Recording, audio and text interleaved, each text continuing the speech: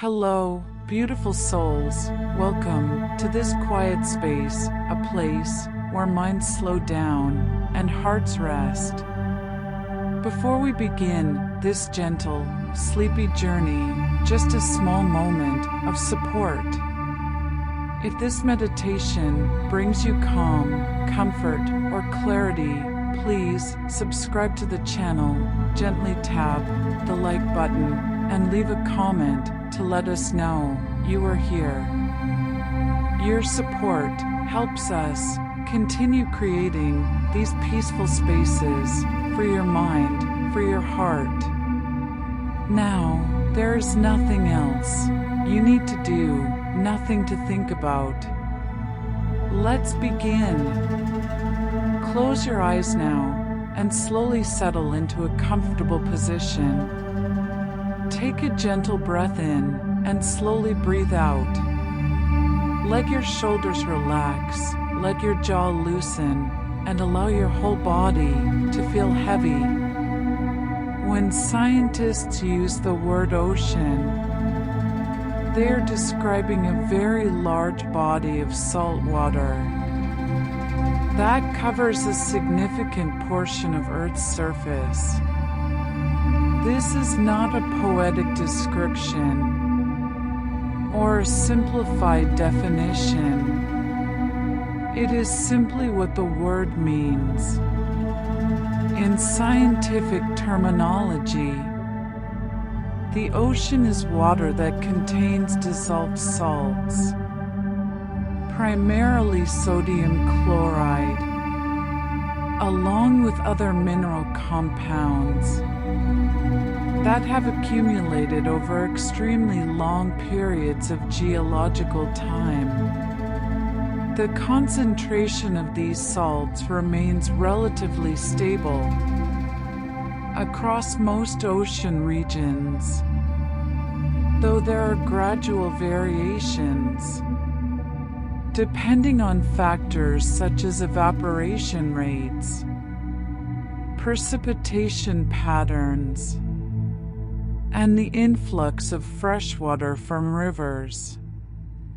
The ocean is not mysterious or unknowable. It is a physical system that operates according to the same physical laws that govern all matter on Earth. When we observe the ocean, we are observing water molecules arranged in liquid form, influenced by gravity, temperature, pressure, and the rotation of the planet. These are ordinary physical processes that occur continuously and predictably. Earth's oceans are often described as a single global system, rather than as separate bodies of water. This is because all of the ocean basins are connected. Water can move very slowly from one ocean basin to another over time. The Atlantic Ocean connects to the Pacific Ocean. The Pacific Ocean connects to the Indian Ocean. The Indian Ocean connects back to the Atlantic. There are no permanent barriers preventing this exchange. Even the Southern Ocean, which encircles Antarctica, is simply a region where the other ocean basins meet and circulate together. Scientists sometimes refer to this as the world ocean or the global ocean. This terminology reflects the physical reality that ocean water is not divided into truly separate systems. It is all part of one continuous body of water.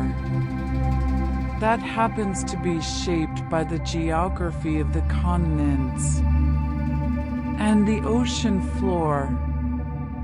The divisions we use, such as Atlantic, Pacific, and Indian, are human conventions based on geographical features.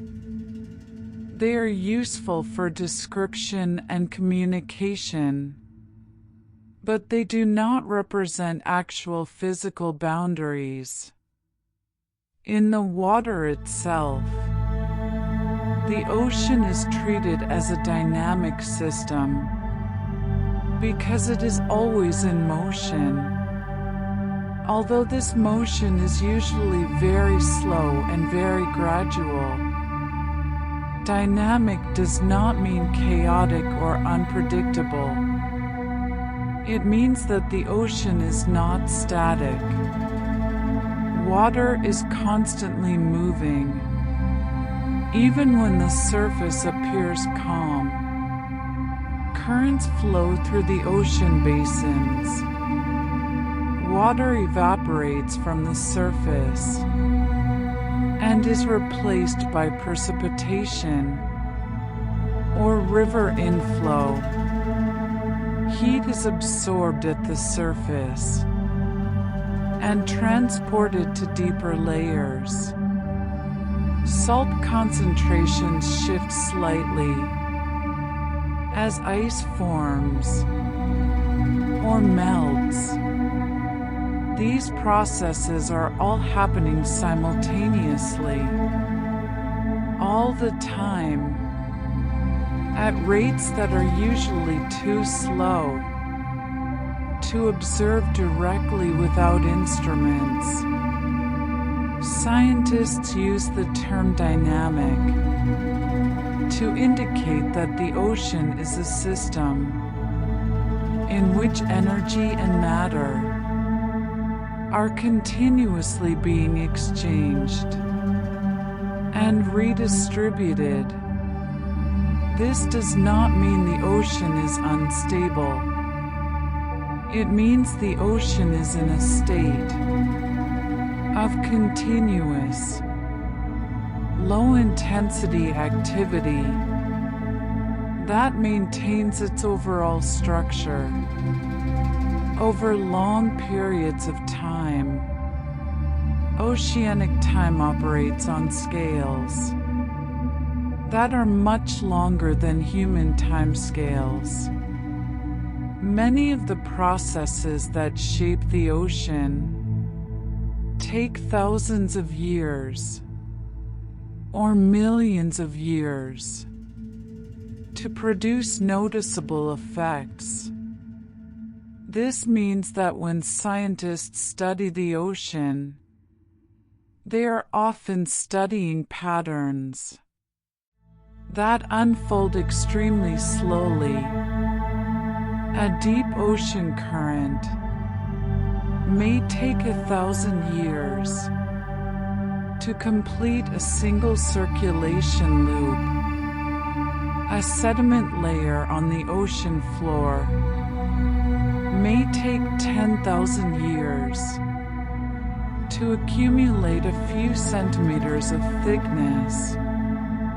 The shape of an ocean basin may change slowly over tens of millions of years as tectonic plates shift positions. These timescales are difficult for humans to perceive directly because they are so much longer than a human lifetime. But they are not abstract or theoretical. They are simply the natural pace at which large-scale physical processes operate when they involve enormous volumes of water, vast distances, and relatively low energy gradients. The ocean does not hurry. It follows the physical laws that govern its behavior.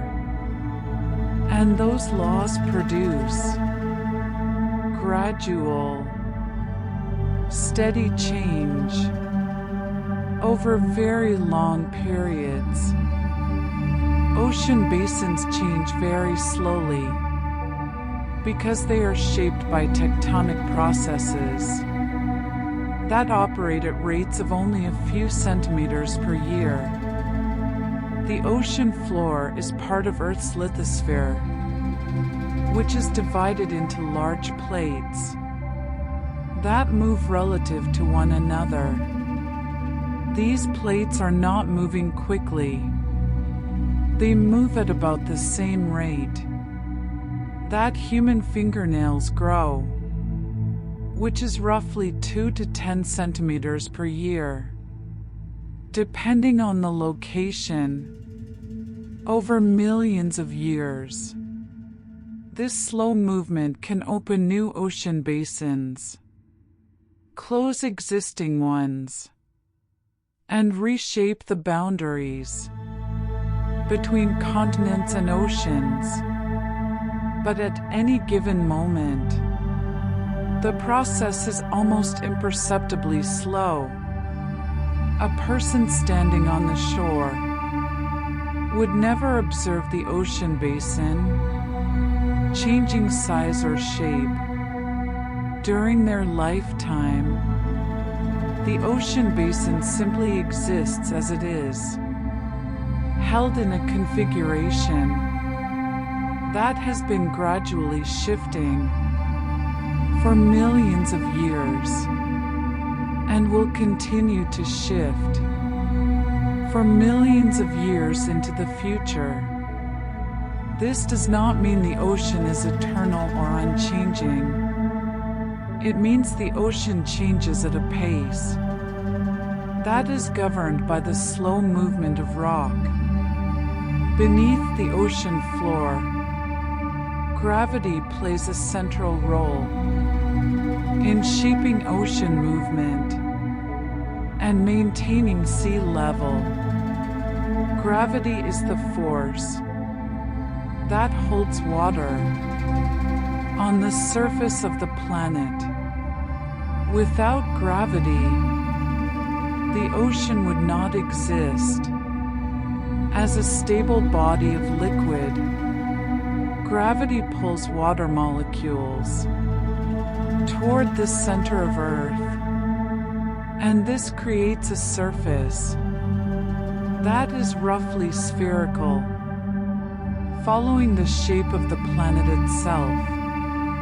Sea level is simply the level at which the ocean's surface settles when gravity and other forces are in balance. This level is not perfectly uniform across the entire globe because Earth's gravity field is not perfectly uniform. There are slight variations in gravitational strength depending on the distribution of mass within the planet and the shape of the ocean floor. These variations are very small, usually measured in centimeters or meters, but they are real, and they influence the shape of the ocean's surface.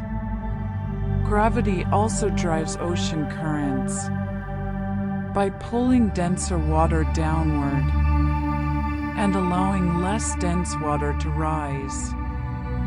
This creates circulation patterns that move water slowly through the ocean basins. The force of gravity is constant and predictable. It does not fluctuate. It simply exerts a steady pull on all matter, including ocean water, and this pull is one of the primary forces that organizes the ocean. into the structure we observe. Ocean currents move steadily and predictably over long periods.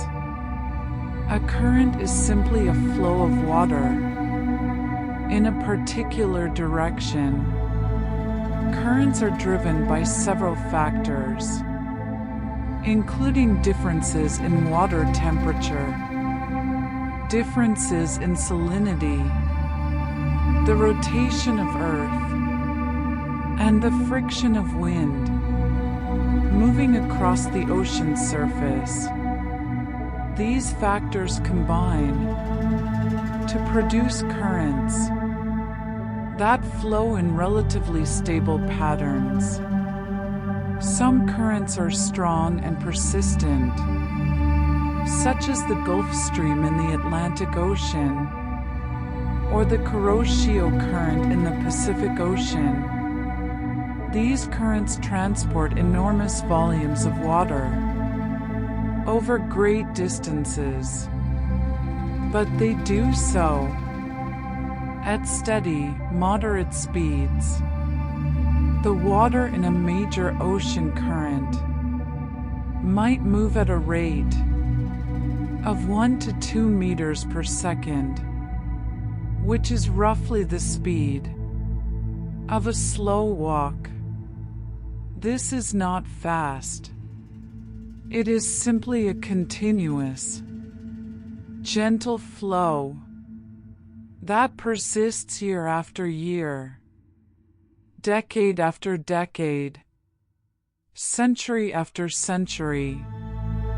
The paths of ocean currents do shift slightly over time in response to changes in atmospheric conditions or ocean temperature, but these shifts are gradual and occur over timescales of years or decades.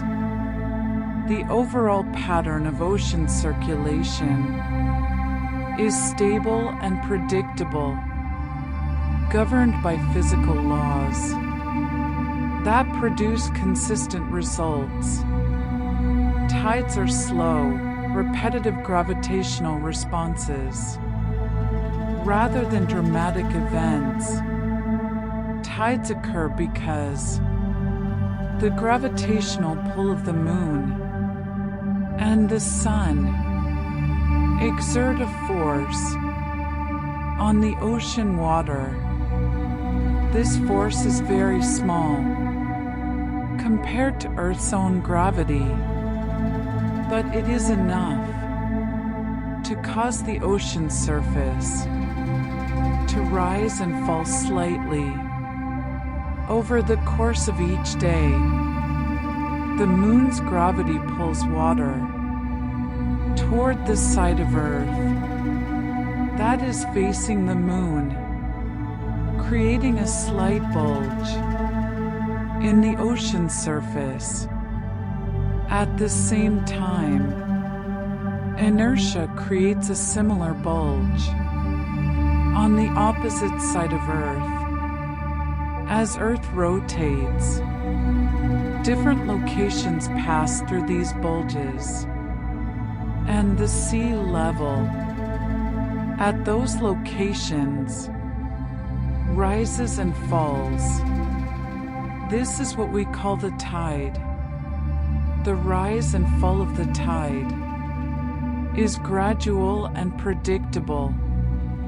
It follows a regular cycle that repeats roughly every 12 hours and 25 minutes, which is half the time it takes for Earth to rotate relative to the moon. The height of the tide varies depending on the alignment of the moon and sun, but even the largest tides, known as spring tides, are simply a moderate increase in the usual tidal range, Most coastlines experience tidal ranges of 1 to 3 meters, and the change occurs slowly over several hours. There is nothing sudden or violent about this process. It is simply the ocean responding to gravitational forces that are always present and always acting in predictable ways. Temperature and salinity quietly influence ocean circulation. Water temperature affects water density. Warmer water is less dense than cooler water because the molecules are moving faster and are spaced slightly farther apart. Salinity also affects density. Water with more dissolved salts is denser than water with fewer dissolved salts because the salt molecules add mass without adding much volume. These differences in density cause water to move. Denser water sinks and less dense water rises. This creates a circulation pattern known as thermohaline circulation, which is driven by temperature and salinity rather than by wind or tides. Thermohaline circulation is very slow. Water that sinks in the North Atlantic may not return to the surface for 1,000 years. It travels slowly along the ocean floor, moving through the Atlantic basin, around Antarctica, into the Indian and Pacific basins, and eventually rising again in regions where upwelling occurs. This circulation redistributes heat and nutrients throughout the global ocean, but it does so at a pace that is almost imperceptible. The water is always moving, but the movement is so slow that it appears still. This is characteristic of many ocean processes. They are continuous, but they are also very gradual, operating on timescales that far exceed human perception. The slow mixing of deep and surface waters occurs through a combination of circulation patterns and diffusion. Deep water and surface water do not mix quickly. The ocean is stratified, meaning it is organized into layers based on density. The densest water is at the bottom, and the least dense water is at the top. This stratification is stable and tends to resist mixing.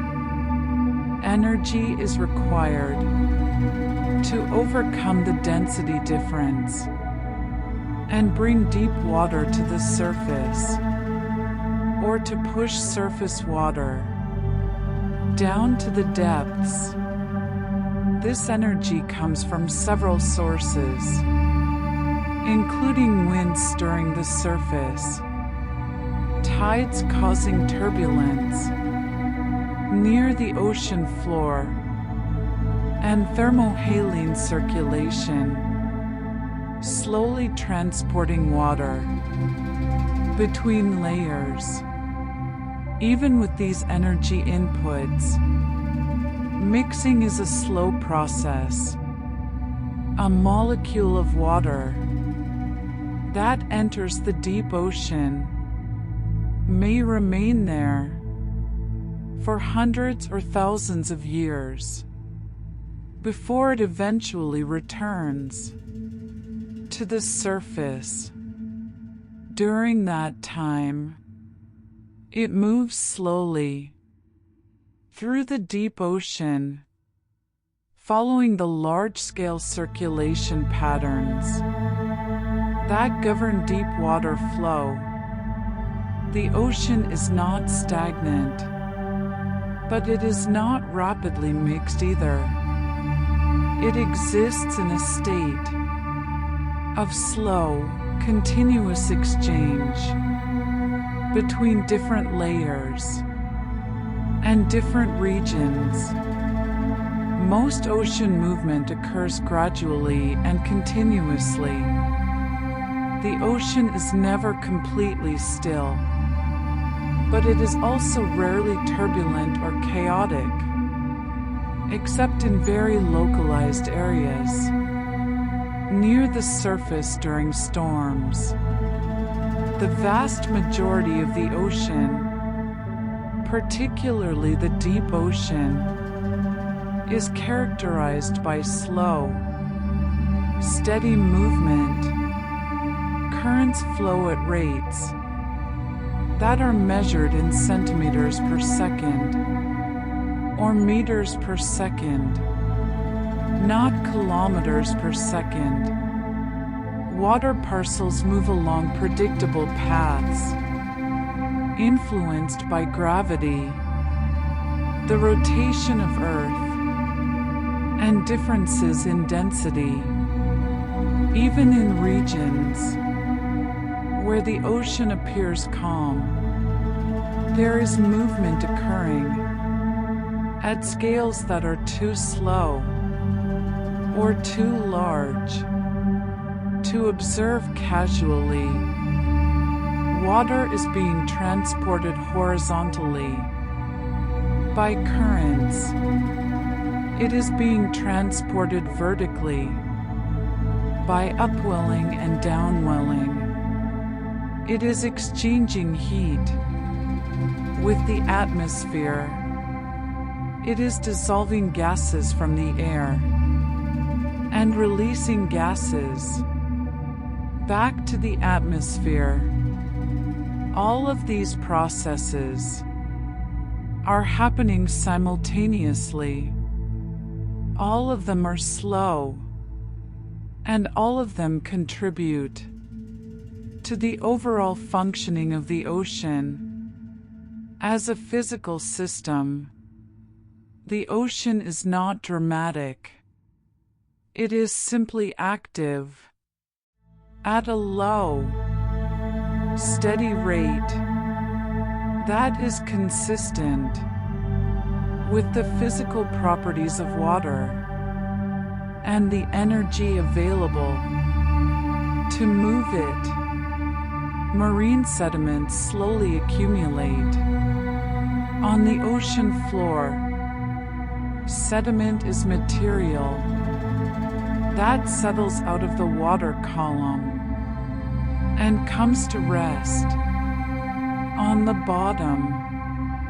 This material can include fine particles of clay and silt that have been transported by rivers, shells and skeletons of marine organisms that have died and sunk, and dust particles that have fallen from the atmosphere. The rate of sediment accumulation is very slow in most parts of the ocean. In the deep ocean, far from land, sediment may accumulate at a rate of only a few millimeters per 1,000 years. Near the continents, where rivers deliver more material, the rate may be higher, perhaps a few centimeters per 1,000 years. Even in the fastest accumulating regions, sediment builds up slowly and steadily, layer upon layer, over immense spans of time, a sediment core, taken from the deep ocean floor, might contain a record of millions of years of deposition, with each centimeter of sediment representing thousands of years. This slow accumulation is not a result of any particular event. It is simply the ongoing process of particles settling under gravity. The particles are small, the water is deep, and the rate at which they fall is very slow. Over time, they form thick layers that cover the ocean floor and preserve a record of past ocean conditions. The gradual formation of abyssal plains and ocean trenches reflects the slow operation of geological processes over millions of years. Abyssal plains are flat, sediment-covered regions of the deep ocean floor. They form where sediment accumulates evenly over time, filling in the irregular topography of the underlying volcanic rock. The sediment smooths out the surface, creating a plain that is remarkably flat, often with slopes of less than 1 degree. This flatness is the result of millions of years of steady sediment deposition. Ocean trenches, by contrast, are deep, narrow depressions in the ocean floor. They form where one tectonic plate is being pushed beneath another in a process called subduction. Trenches are the deepest parts of the ocean, reaching depths of more than 10 kilometers. In some locations, they form slowly over millions of years as the descending plate gradually bends and sinks into the mantle. The rate of subduction is very slow, usually only a few centimeters per year, and the trench deepens at a similarly slow rate. Both abyssal plains and ocean trenches are features that reflect the long-term, low-rate processes that shape the ocean floor. They are not created by sudden, dramatic events. They are the product of gradual, continuous geological activity. Underwater geological activity is usually low intensity and prolonged. The ocean floor is shaped by volcanic activity, tectonic plate movement, and the slow alteration of rock by seawater. Volcanic activity along mid-ocean ridges produces new ocean floor through a process called seafloor spreading. Magma rises from the mantle and solidifies to form new crust, which then slowly moves away from the ridge. As more magma rises, to take its place. This process is continuous, but it is not rapid. The rate of seafloor spreading is typically a few centimeters per year, which is the same slow pace at which tectonic plates move.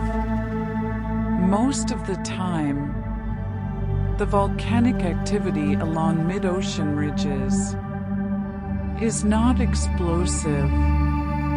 It is effusive, meaning the lava flows out slowly and solidly, building up the ocean floor gradually. Explosive eruptions are rare in the deep ocean because the high pressure of the overlying water suppresses the formation of gas bubbles that would otherwise drive explosive activity. Tectonic plate movement also proceeds slowly and steadily. Earthquakes do occur along plate boundaries beneath the ocean, but they are discrete events in an otherwise continuous process of slow plate motion. The ocean floor is being created, moved, and eventually destroyed through subduction. But all of these processes operate at geological rates that are imperceptible on human timescales. Hydrothermal systems release energy slowly over time. Hydrothermal vents are openings in the ocean floor where heated water is discharged. This water has been heated by contact with hot rock deep beneath the ocean floor, and it rises back to the surface, carrying dissolved minerals and gases.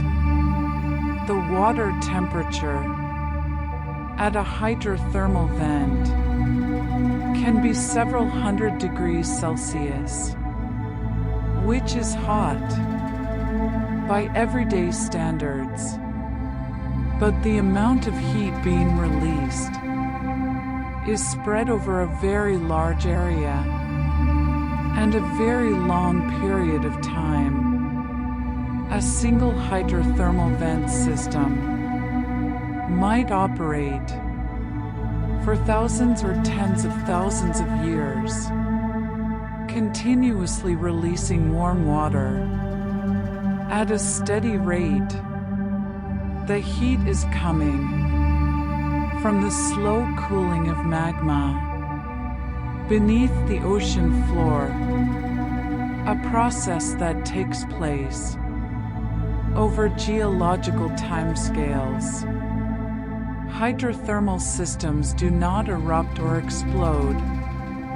They simply discharge water at a steady rate, driven by convection, as cold seawater seeps down into the crust, is heated, and rises back up. The flow rate is relatively low, and the energy release is gradual.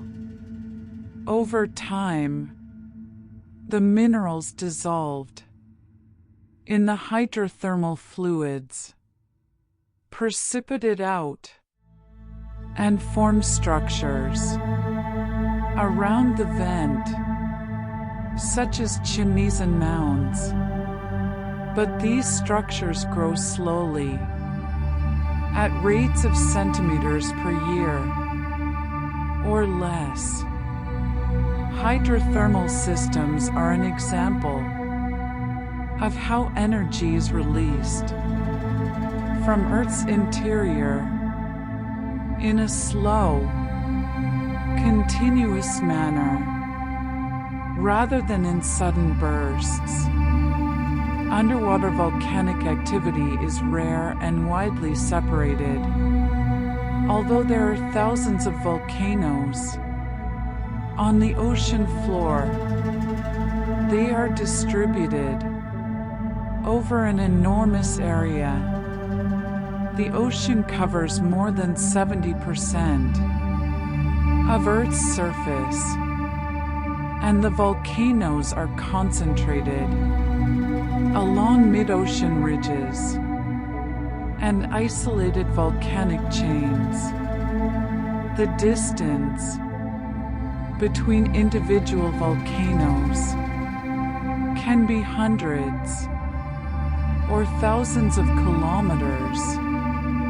At any given moment, only a small fraction of these volcanoes are actively erupting. Most underwater volcanoes are dormant or extinct, meaning they are no longer producing magma. The ones that are active tend to erupt slowly and continuously, rather than in sudden, violent explosions. The pressure of the deep ocean suppresses explosive volcanic activity, so the lava typically flows out in smooth, rounded forms called pillow lava. These eruptions are low-energy events that produce new rock gradually over time. Even during an eruption, the process is quiet and slow compared to volcanic eruptions on land. The ocean floor is not a scene of constant volcanic activity.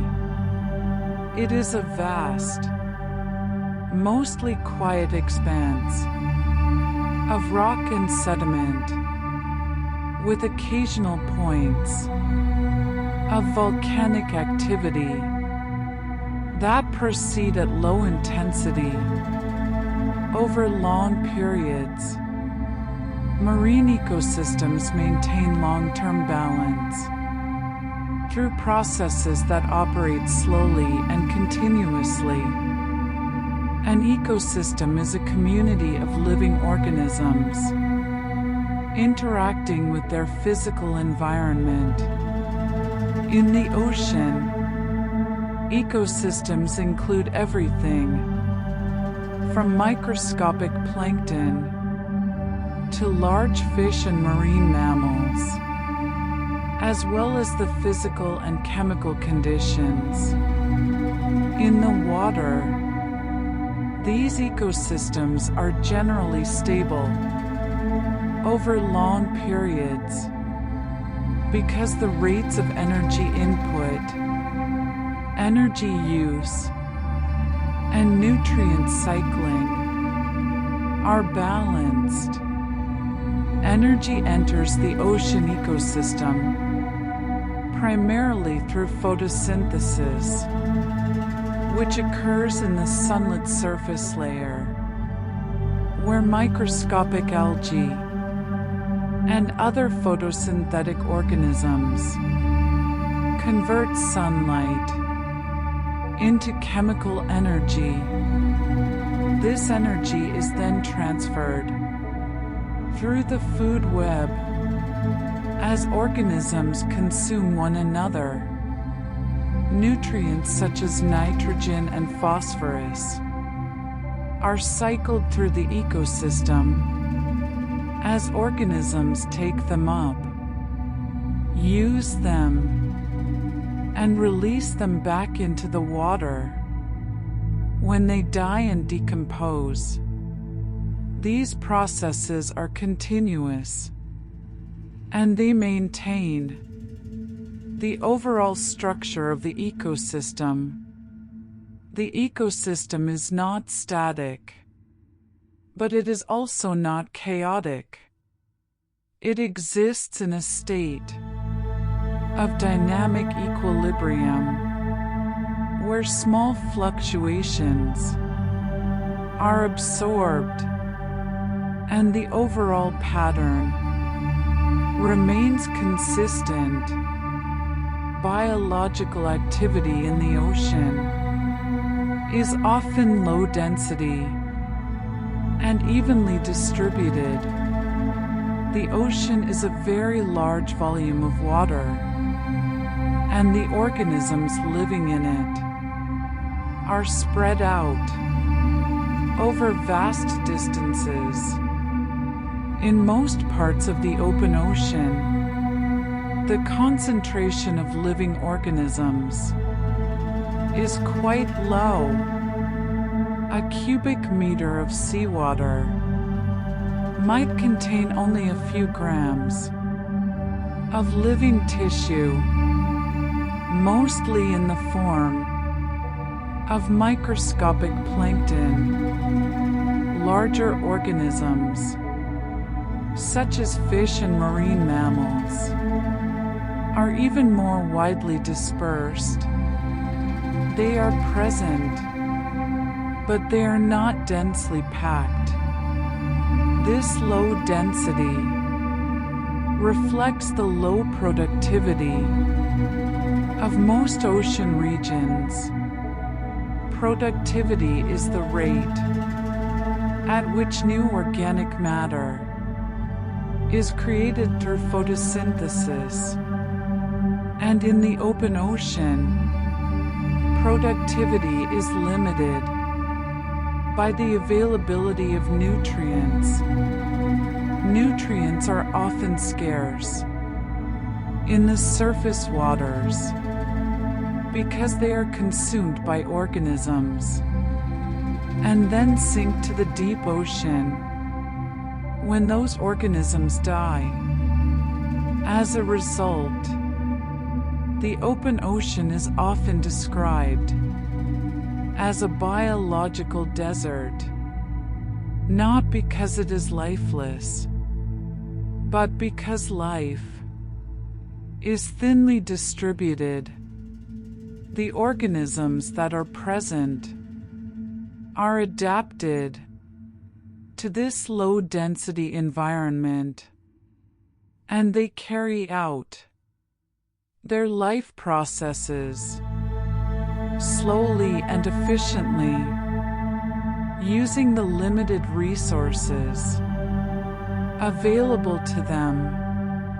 Organic material slowly cycles through ocean systems. When organisms die, their bodies sink and begin to decompose. Decomposition is the breakdown of organic matter by bacteria and other microorganisms.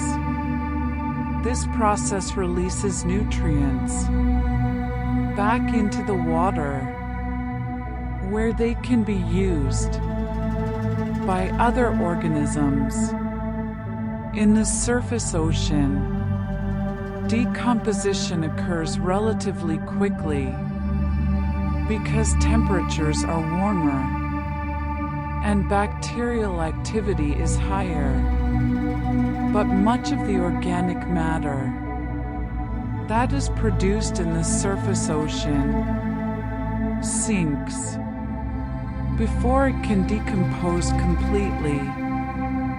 It falls slowly through the water column, and along the way, it is consumed by other organisms or continues to decompose.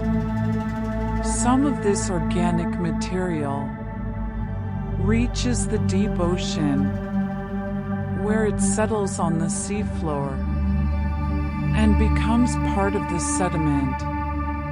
The rate of decomposition in the deep ocean is very slow because temperatures are low and bacterial activity is reduced. Organic material can remain on the seafloor for thousands of years before it is fully decomposed or buried by additional sediment. This slow cycling of organic matter means that nutrients are not immediately returned to the surface ocean where they can support new growth. Instead, they are stored in the deep ocean and released very gradually, either through decomposition or through the slow upwelling of deep water that brings nutrients back to the surface. Most of the ocean is dark, cold, and stable. The ocean can be divided into different zones based on depth and light availability. The surface zone, where sunlight penetrates, is called the photic zone. This zone extends down to about 200 meters in the clearest waters, though it is usually shallower in coastal regions where the water contains more particles that scatter light. Below the photic zone is the aphotic zone, where no sunlight reaches. This is the vast majority of the ocean by volume. In the aphotic zone, the water is completely dark. There is no photosynthesis, no daily light cycle, and no variation in light levels. The temperature in the aphotic zone is also very stable. In most parts of the deep ocean, the temperature remains between 2 and 4 degrees Celsius year-round.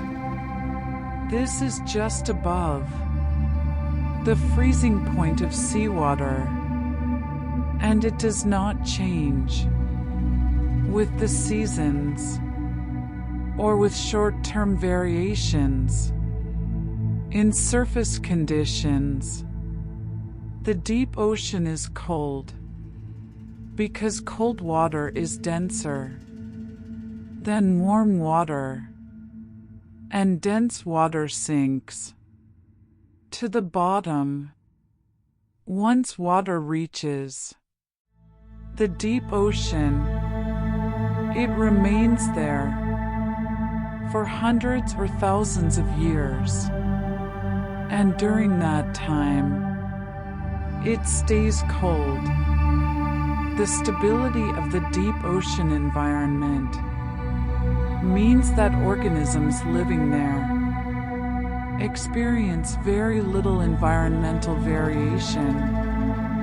The conditions are constant, and life proceeds at a slow, steady pace, adapted to those conditions. Pressure increases gradually with depth. Water has mass, and the weight of water above any given point creates pressure at the ocean's surface. The pressure is 1 atmosphere, which is the same as the air pressure at sea level. For every 10 meters of depth, the pressure increases by approximately 1 atmosphere. At a depth of 100 meters, the pressure is about 11 atmospheres. At a depth of 1,000 meters, The pressure is about 101 atmospheres. At the deepest parts of the ocean, more than 10,000 meters down, the pressure exceeds 1,000 atmospheres. This increase in pressure is gradual and predictable. It is simply a result of the weight of the water above.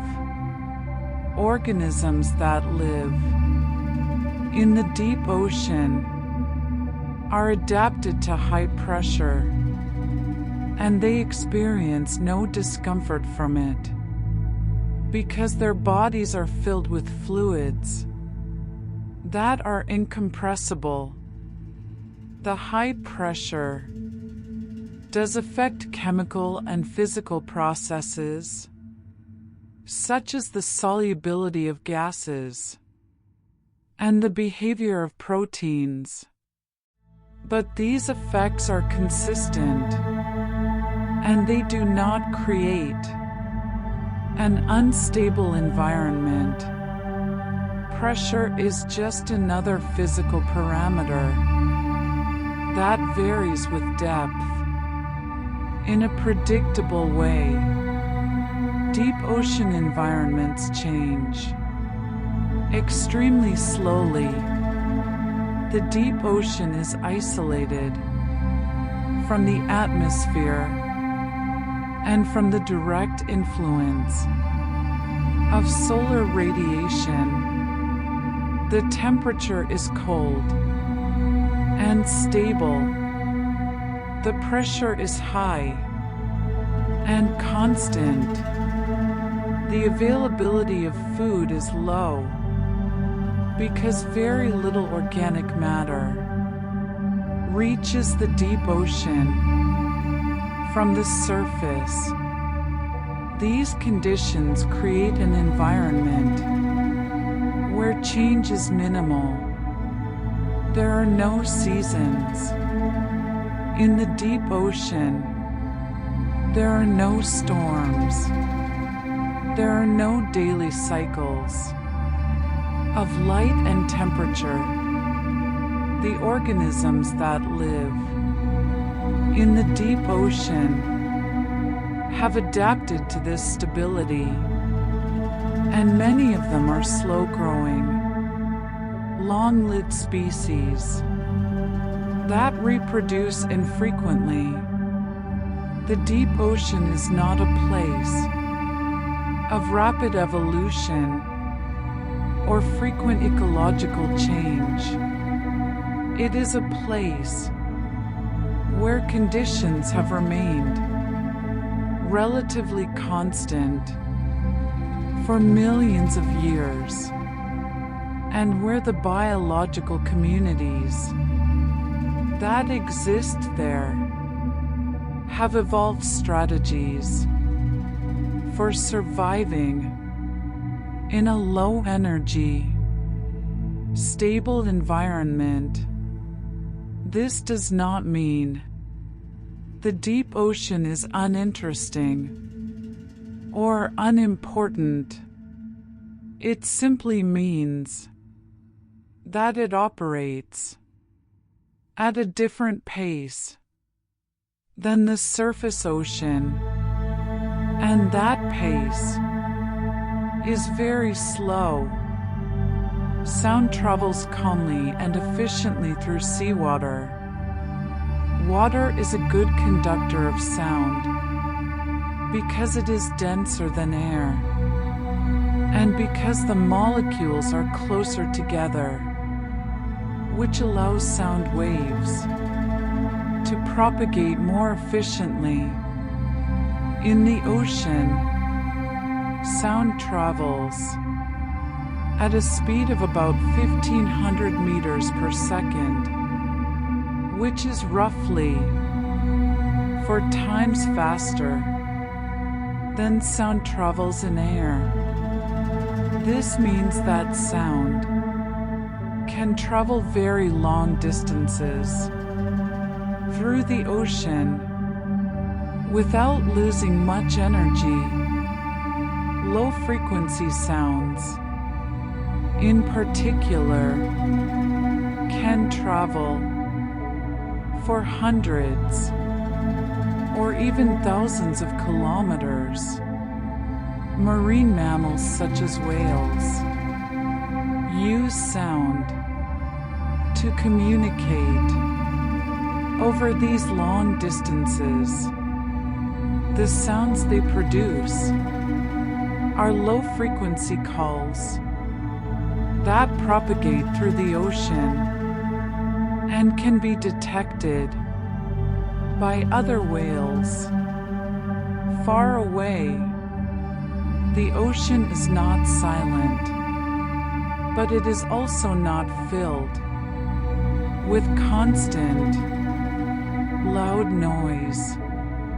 Most of the sounds in the ocean are low-level and continuous, such as the sound of waves breaking at the surface, the sound of rain falling on the water, or the sound of marine animals calling to one another. These sounds create a background of gentle noise that is always present, but rarely intense. The propagation of sound through the ocean is governed by the same physical laws that govern sound in any medium, and it proceeds in a calm, predictable manner. The ocean appears calm despite constant motion. When we look at the ocean from the shore or from a ship, we often see a relatively smooth surface with gentle waves. This appearance of calm is somewhat deceptive because there is always motion occurring beneath the surface. Currents are flowing, tides are rising and falling, and water is being mixed by wind and waves.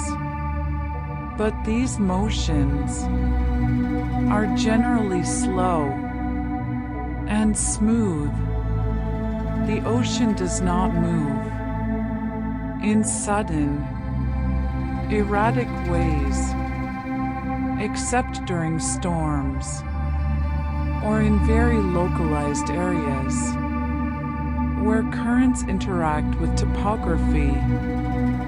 The overall impression is one of calm because the motions are regular and predictable.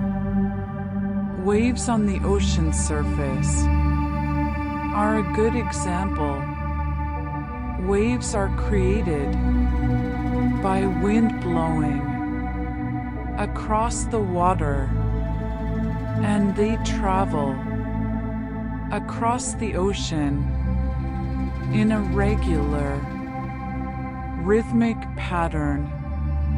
Each wave rises, crests, and falls in a smooth, repeating cycle. The motion of the water in a wave is circular. As the wave passes, water moves up and forward, then down and backward, returning close to its original position.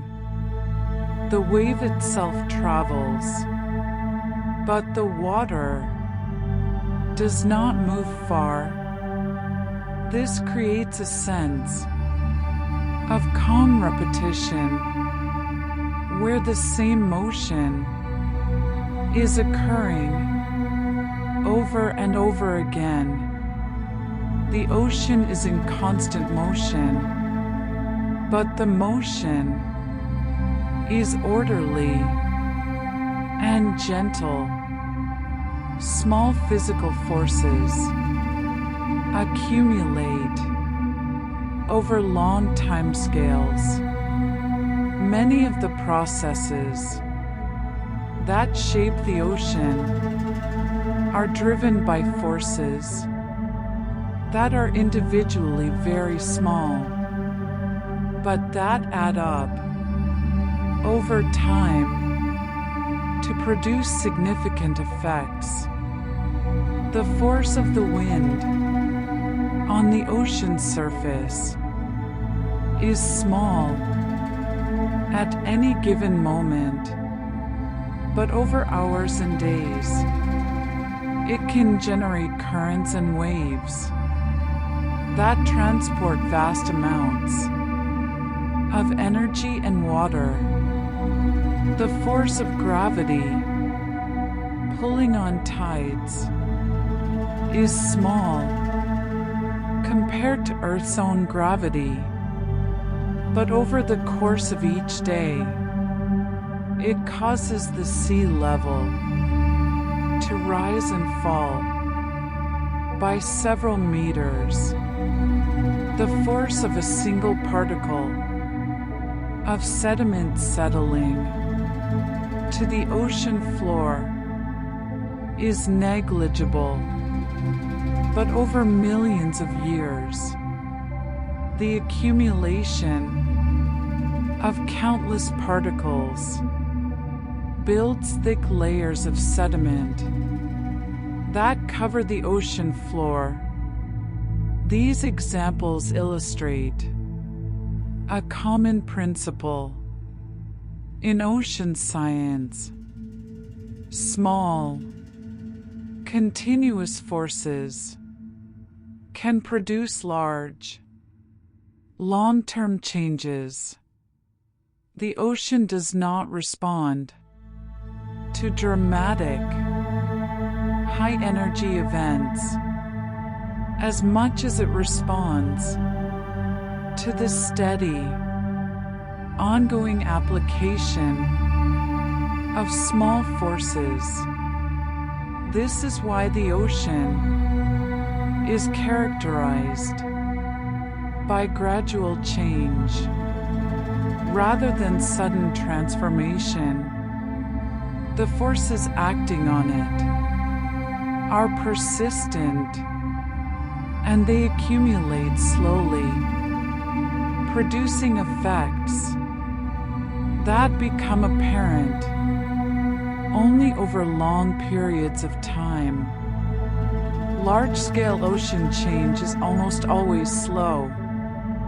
When scientists study how the ocean is changing, they are usually looking at processes that operate over decades, centuries, or longer. The ocean's temperature changes slowly in response to changes in the amount of heat being absorbed from the atmosphere. The ocean's chemistry changes slowly in response to changes in the concentration of carbon dioxide in the atmosphere. The ocean's circulation patterns change slowly in response to changes in wind patterns or the melting of ice. These changes are real and they are measurable, but they do not happen quickly. The ocean is a very large reservoir of water, and it has a very large heat capacity, which means it can absorb or release a lot of heat without changing temperature very much. This makes the ocean slow to respond to external changes.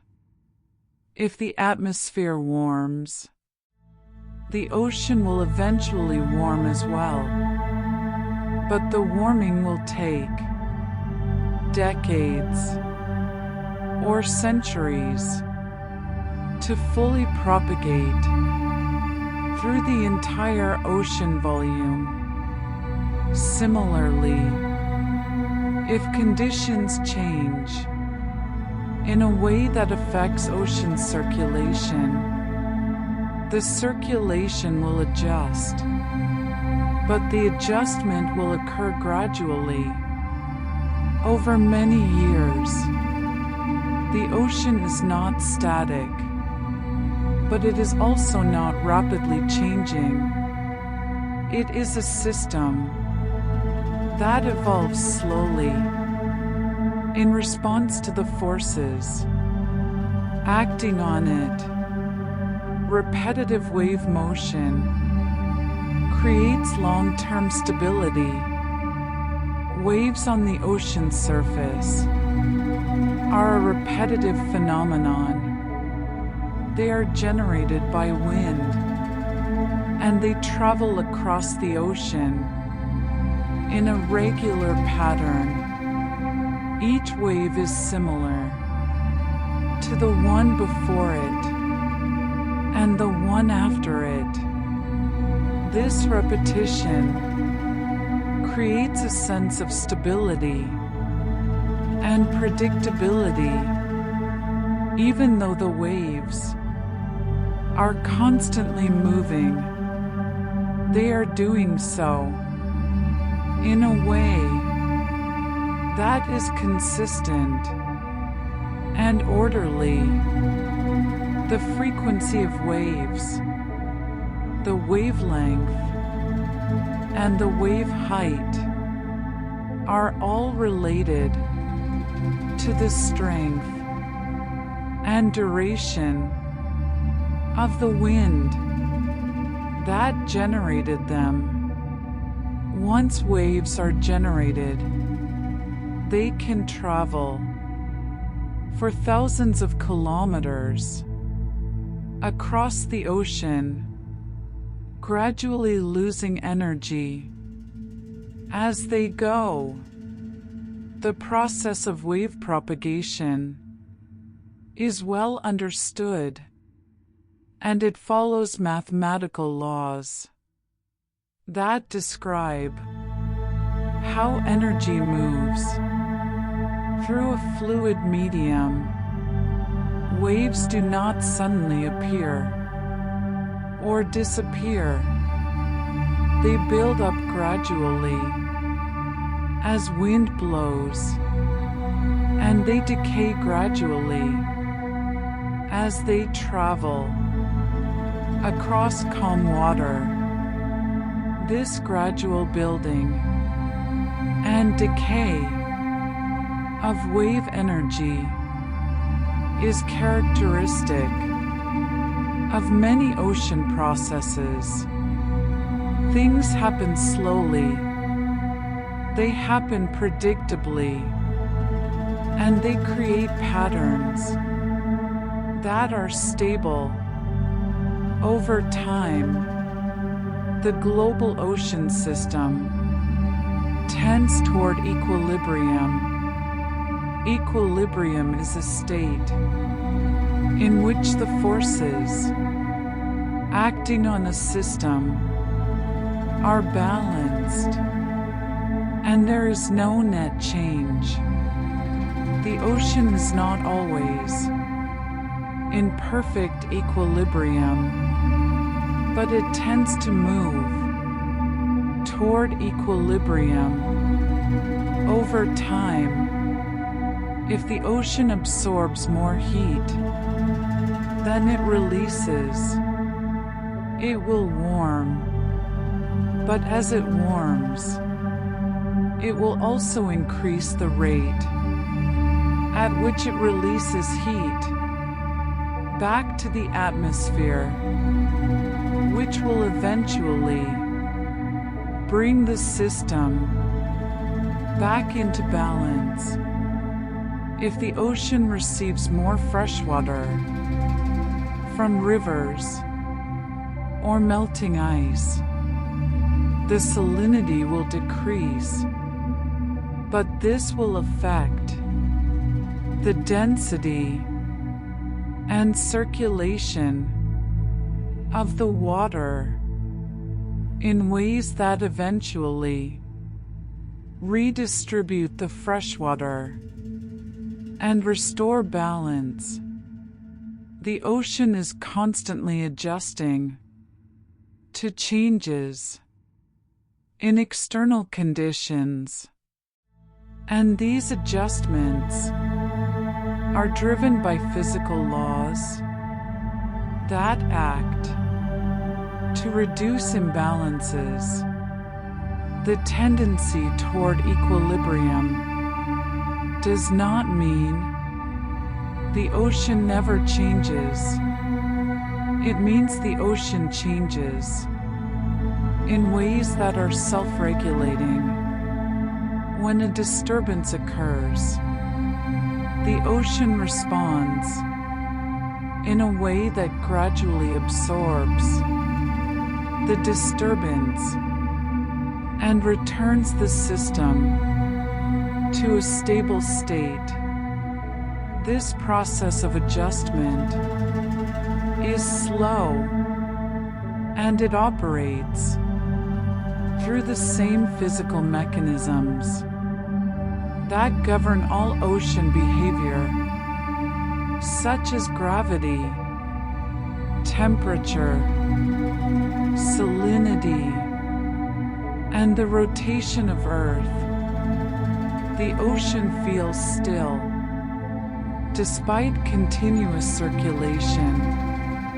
If you could observe a parcel of water in the deep ocean, you would see that it is moving, but you would also see that it is moving very slowly. The water might be traveling as part of a deep ocean current, flowing at a speed of a few centimeters per second. Over the course of a day, it might move a few kilometers. Over the course of a year, it might move a few hundred kilometers. Over the course of a century, it might travel from one ocean basin to another, but at any given moment, the motion is so slow that it appears almost still. This is the nature of circulation in the deep ocean. It is continuous, but it is not rapid. The water is always moving, always participating in the global circulation system, but the movement is so gradual that it does not create turbulence or instability. The ocean circulates in a calm, orderly manner, driven by small differences in temperature and salinity that create small differences in density. These density differences are enough to drive circulation, but they do so at a pace that is consistent with the low energy gradients that exist in the deep ocean. Oceanic calm is simply low-rate physical activity When we describe the ocean as calm, we are describing a state in which physical processes are occurring at low intensity. Calm does not mean inactive. It means the rate of activity is low. Water is moving, but it is moving slowly. Waves are present, but they are small and regular. Tides are occurring, but they are gradual and predictable. Biological processes are taking place, but they are distributed over large areas and long timescales. Geological processes are shaping the ocean floor, but they are proceeding at geological rates that are imperceptible on human timescales. All of these processes are examples of low-rate activity. They are not dramatic, they are not sudden, and they are not intense. They are simply the ordinary functioning of the ocean as a physical system. The ocean is calm because the forces acting on it are generally small, and because those forces are spread over enormous volumes of water and vast expanses of time. The energy available to drive ocean processes is limited, and it is distributed in ways that produce gradual, continuous change rather than rapid, dramatic events. The ocean contains water in liquid form. This water is made up of molecules, each consisting of 2 hydrogen atoms bonded to 1 oxygen atom. These molecules are in constant motion, vibrating and rotating and moving past one another. This motion is what gives water its liquid properties. The molecules are not locked in place, as they would be in ice, and they are not flying apart, as they would be in steam. They are in an intermediate state, where they can flow and take the shape of their container, but they are also held together by weak attractive forces called hydrogen bonds.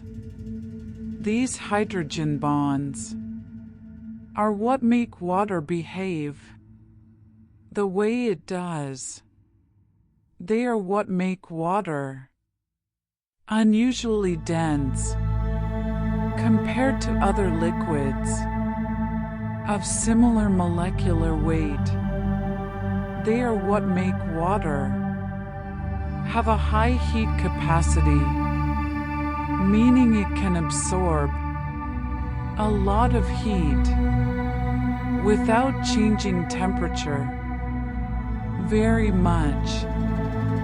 They are what make water a good solvent, capable of dissolving many different substances.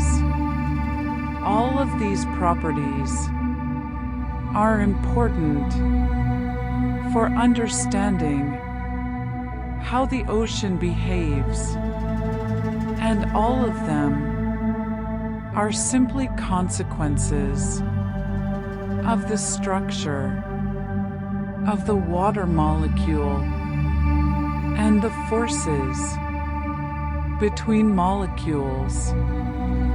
The salinity of seawater refers to the concentration of dissolved salts. On average, seawater contains about 35 grams of dissolved salts per kilogram of water, which is often expressed as 35 parts per thousand, or a salinity of 35. The most abundant salt is sodium chloride, which is common table salt.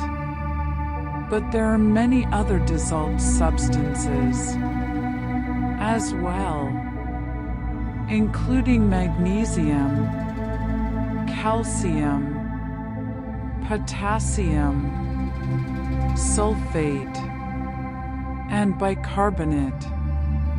These substances have entered the ocean over geological time through the weathering of rocks on land and the leaching of minerals from the ocean floor. Rivers carry dissolved minerals from the continents to the ocean, and hydrothermal vents release minerals from the crust over millions of years. These inputs have accumulated, and the ocean has become salty. The salinity of the ocean is not uniform. It varies slightly from place to place, depending on local conditions. In regions where evaporation is high and precipitation is low, such as the subtropical oceans, salinity is higher. In regions where precipitation is high, or where there is input from rivers or melting ice, salinity is lower.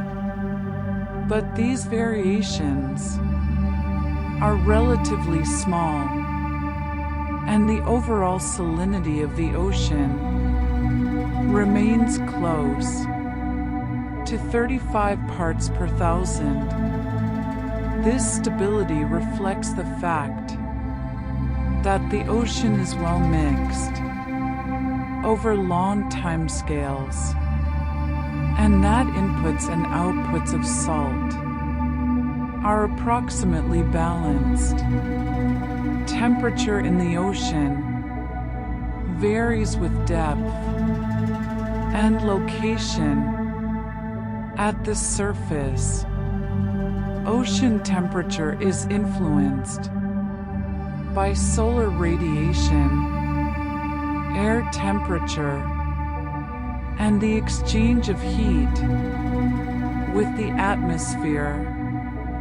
In tropical regions, surface temperatures can reach 30 degrees Celsius or higher.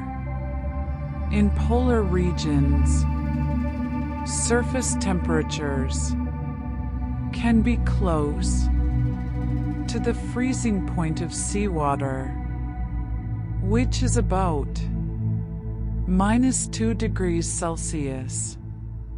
Below the surface, temperature decreases with depth. In most parts of the ocean, there is often a layer of rapid temperature decrease called the thermocline, which separates the warm surface layer from the cold deep layer Below the thermocline, the temperature continues to decrease gradually until it reaches a nearly uniform value of about 2 to 4 degrees Celsius. In the deep ocean, this cold temperature is maintained because the deep ocean is filled with water that originated in polar regions, where it was cooled at the surface before sinking and spreading throughout the ocean basins. The deep ocean is cold, and it stays cold because it is isolated from the warm surface waters above, and because there is very little energy available to heat it. Temperature affects many ocean processes, including the density of water, the rate of chemical reactions, and the distribution of marine organisms. But temperature changes slowly, especially in the deep ocean, and this contributes to the overall stability of the ocean environment. Density is a measure of mass per unit volume. In the ocean, density is determined primarily by temperature and salinity. Cold water is denser than warm water, and salty water is denser than fresh water. The density of seawater typically ranges from about 1,020 kilograms per cubic meter to about 1,030 kilograms per cubic meter. This is only slightly denser than pure water, which has a density of 1,000 kilograms per cubic meter. At 4 degrees Celsius, the small differences in density are important because they drive circulation. In the ocean, water that is denser will sink, and water that is less dense will rise. This creates convection currents and drives the large-scale circulation of the ocean. Density differences are also important for maintaining the stratification of the ocean. The ocean is organized into layers, with the densest water at the bottom and the least dense water at the top. This layering is stable, and it resists mixing. Energy is required to mix water across density boundaries, and in most of the ocean, there is not enough energy available to cause rapid mixing. The result is that the ocean remains stratified with distinct layers that are characterized by different temperatures, salinities, and densities. The ocean absorbs carbon dioxide from the atmosphere. Carbon dioxide is a gas that is present in the atmosphere at a concentration of about 400 parts per million. When the ocean's surface is in contact with the atmosphere, carbon dioxide dissolves. In the water, the amount of carbon dioxide that dissolves depends on the temperature of the water, the concentration of carbon dioxide in the air, and the chemical properties of seawater. Colder water can dissolve more carbon dioxide than warmer water, so the ocean absorbs more carbon dioxide in polar regions than in tropical regions. Once dissolved, carbon dioxide reacts with water to form carbonic acid, which then dissociates into bicarbonate and carbonate ions. These chemical reactions make seawater slightly acidic, with a pH of about 8.1. On average, the ocean acts as a large reservoir for carbon dioxide, and it plays an important role in regulating the concentration of carbon dioxide in the atmosphere over long timescales. The ocean absorbs carbon dioxide from the atmosphere, transports it to the deep ocean through circulation, and eventually releases it back to the atmosphere when deep water upwells at the surface.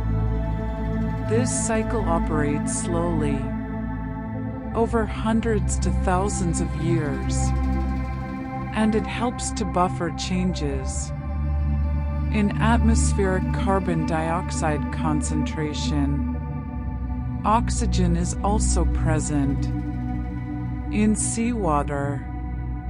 Oxygen enters the ocean from the atmosphere and through photosynthesis by marine plants and algae. The concentration of oxygen in seawater is much lower than in air, because water can dissolve only a limited amount of gas. At the surface, seawater is typically saturated with oxygen, meaning it contains as much oxygen as it can hold at a given temperature and salinity. Cold water can hold more oxygen than warm water, so polar waters tend to have higher oxygen concentrations than tropical waters. Below the surface, oxygen concentration decreases with depth because there is no photosynthesis in the dark waters of the aphotic zone, and because organisms consume oxygen through respiration in some parts of the ocean, particularly in regions where there is high biological productivity at the surface and limited circulation at depth. Oxygen concentrations can become very low. These are called Oxygen minimum zones. In these zones, oxygen is depleted by the decomposition of organic matter, and the water becomes hypoxic, meaning it has very low oxygen levels. Organisms that live in oxygen minimum zones have adapted to survive with very little oxygen, but these zones are generally characterized by low biodiversity and low biological activity. Oxygen distribution in the ocean is controlled by the balance between oxygen supply from the surface and oxygen consumption by organisms, and this balance varies depending on local conditions. Light penetration in the ocean is limited by the absorption and scattering of light by water and by particles suspended in the water. Sunlight is made up of different wavelengths of light, including red, orange, yellow, green, blue, and violet.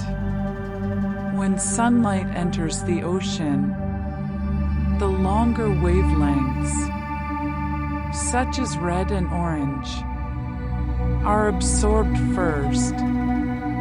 Within the first few meters of depth, the shorter wavelengths, such as blue and green, penetrate deeper, which is why the ocean often appears blue, even in the clearest ocean water.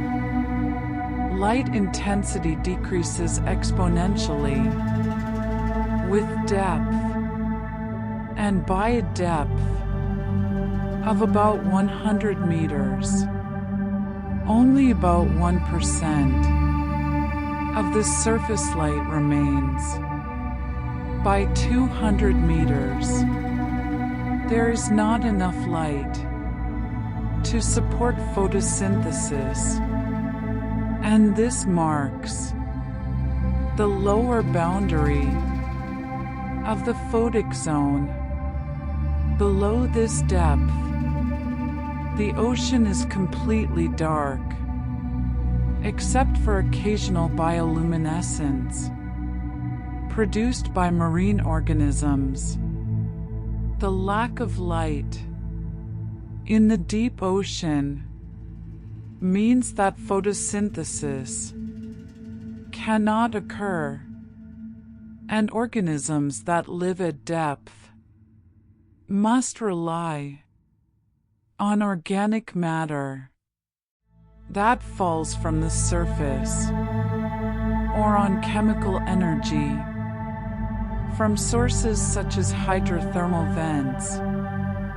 Light is an important factor in the ocean because it drives photosynthesis, which is the primary source of energy for most marine ecosystems. But light is only available in the uppermost layer of the ocean.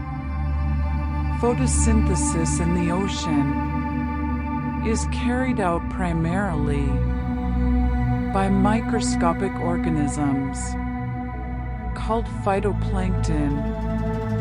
Phytoplankton are single-celled algae that float in the surface waters and use sunlight, carbon dioxide, and nutrients to produce organic matter.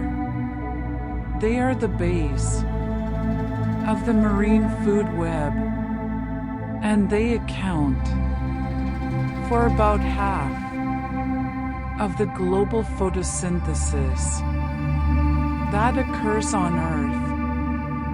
Phytoplankton are very small, typically only a few micrometers in diameter, and they are present in enormous numbers. A liter of seawater from the surface ocean might contain millions of individual phytoplankton cells. These cells reproduce rapidly when conditions are favorable, doubling their population in a day or less. But they are also consumed by zooplankton, which are small animals that feed on phytoplankton. This creates a cycle of production and consumption that transfers energy through the food web. The growth of phytoplankton is limited by the availability of nutrients, particularly nitrogen and phosphorus. In many parts of the ocean, nutrients are scarce in the surface waters because they have been consumed by previous generations of phytoplankton and have sunk to deeper waters. This limits the productivity of the surface ocean and keeps phytoplankton populations at relatively low levels, except in areas where nutrients are replenished by upwelling or river input. Upwelling is a process in which deep water rises to the surface. Upwelling occurs in certain regions of the ocean where winds and ocean currents cause surface water to move away from the coast or away from a particular area, and deeper water rises to replace it. The deep water that rises to the surface is cold and rich in nutrients because it has accumulated nutrients from the decomposition of organic matter over long periods of time. When this nutrient-rich water reaches the surface, it supports high levels of phytoplankton growth, which in turn supports large populations of fish and other marine organisms. Upwelling regions are among the most productive parts of the ocean, and they are important fishing grounds.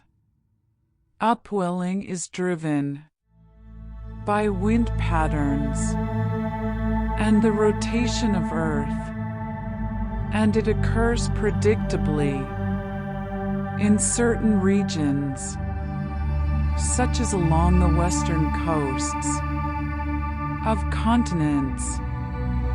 The process is continuous but slow, with water rising at rates of a few meters per day or less.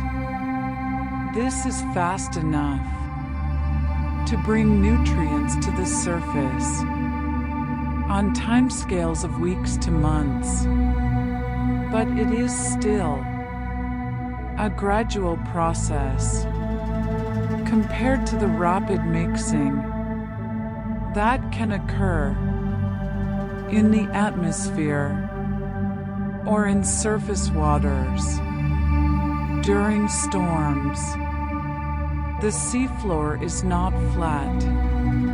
It has mountains, valleys, ridges, and plains, just like the land surface. Mid-ocean ridges are underwater mountain chains that form where tectonic plates are moving apart and new ocean floor is being created.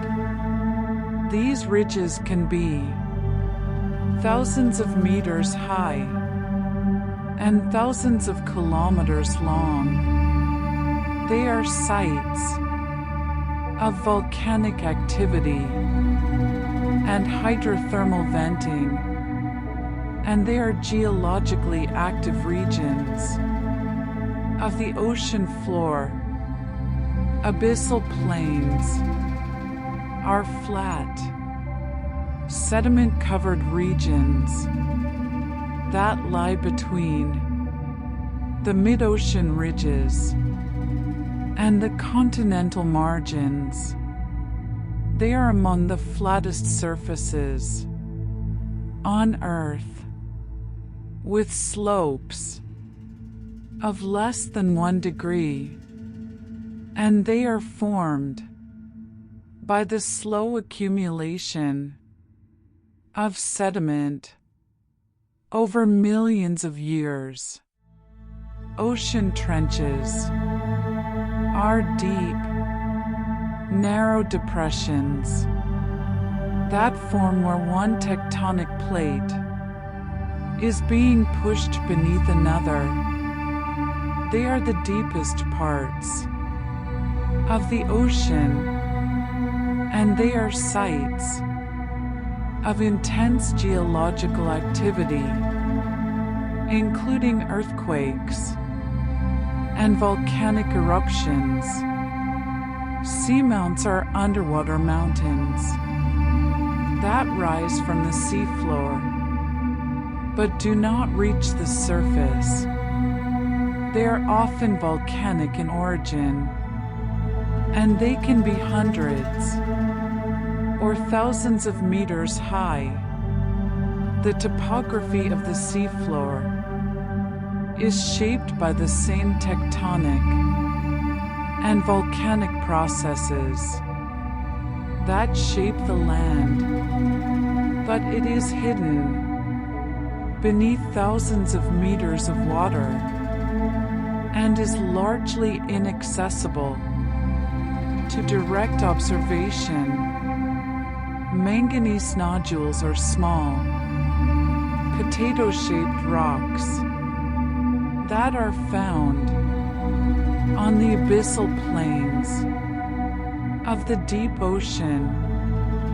They form very slowly through the precipitation of manganese and iron oxides from seawater.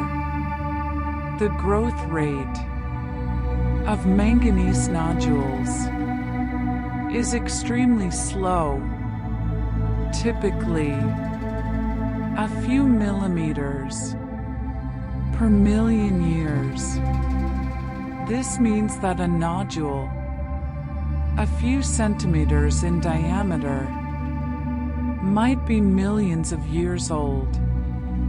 Manganese nodules are interesting to scientists because they provide information about the chemistry of seawater over long periods of time. And they are also of interest for potential mineral extraction because they contain valuable metals such as nickel, copper, and cobalt. However, the slow growth rate of manganese nodules means that they are a non-renewable resource on human timescales. Once removed, they would take millions of years to form again. The presence of manganese nodules on the ocean floor is another example of the slow, gradual processes that operate in the deep ocean, where change occurs over geological timescales rather than over human timescales. Carbonate sediments are formed from the shells and skeletons of marine organisms. Many marine organisms, including certain types of plankton, corals, and mollusks, produce shells or skeletons made of calcium carbonate. When these organisms die, their shells sink to the ocean floor and accumulate as sediment. Over time, this sediment can become thick layers of carbonate rock, such as limestone. The rate of carbonate sediment accumulation depends on the productivity of carbonate-producing organisms and on the depth of the water. In very deep water, below about 4,000 meters, calcium carbonate dissolves because the pressure is high and the water is slightly acidic. This depth is called the carbonate compensation depth, and below this depth, carbonate sediments do not accumulate. Above the carbonate compensation depth, carbonate sediments can accumulate slowly and steadily, forming thick deposits over millions of years. These deposits preserve a record of past ocean conditions, including the temperature, chemistry, and biological productivity of the ocean. Scientists study carbonate sediments to learn about how the ocean has changed over geological time, and they use this information to understand current and future ocean behavior. Siliceous sediments are formed from the shells of organisms that produce silica. Certain types of plankton, including diatoms and radiolarians, produce shells made of silica rather than calcium carbonate. These shells accumulate on the ocean floor in regions where these organisms are abundant, particularly in polar and equatorial regions. Siliceous sediments accumulate slowly, just like carbonate sediments, and they preserve a record of past ocean conditions. The distribution of siliceous sediments on the ocean floor reflects the productivity of silica-producing organisms and the patterns of ocean circulation that bring nutrients to the surface in different regions, like carbonate sediments. Siliceous sediments are an important archive of information about the history of the ocean, and they help scientists understand how the ocean has responded to changes in climate and other environmental conditions. Over millions of years, the ocean is very large. It covers about 71% of Earth's surface, which is approximately 360 million square kilometers. The total volume of the ocean is about 1.3 billion cubic kilometers. This is an enormous amount of water. If all of the water in the ocean were spread evenly over Earth's surface, it would form a layer about 2,700 meters deep. The average depth of the ocean is about 3,700 meters. But the ocean is not uniformly deep. Some areas, such as the continental shelves, are relatively shallow, with depths of only a few hundred meters. Other areas, such as the deep ocean basins, are much deeper, with depths of 4,000 to 6,000 meters. The deepest part of the ocean is the Mariana Trench in the western Pacific, which reaches a depth of more than 11,000 meters. The large size of the ocean means that it contains an enormous amount of heat, salt, and dissolved substances, and it plays a major role in regulating Earth's climate and chemistry. The ocean stores heat.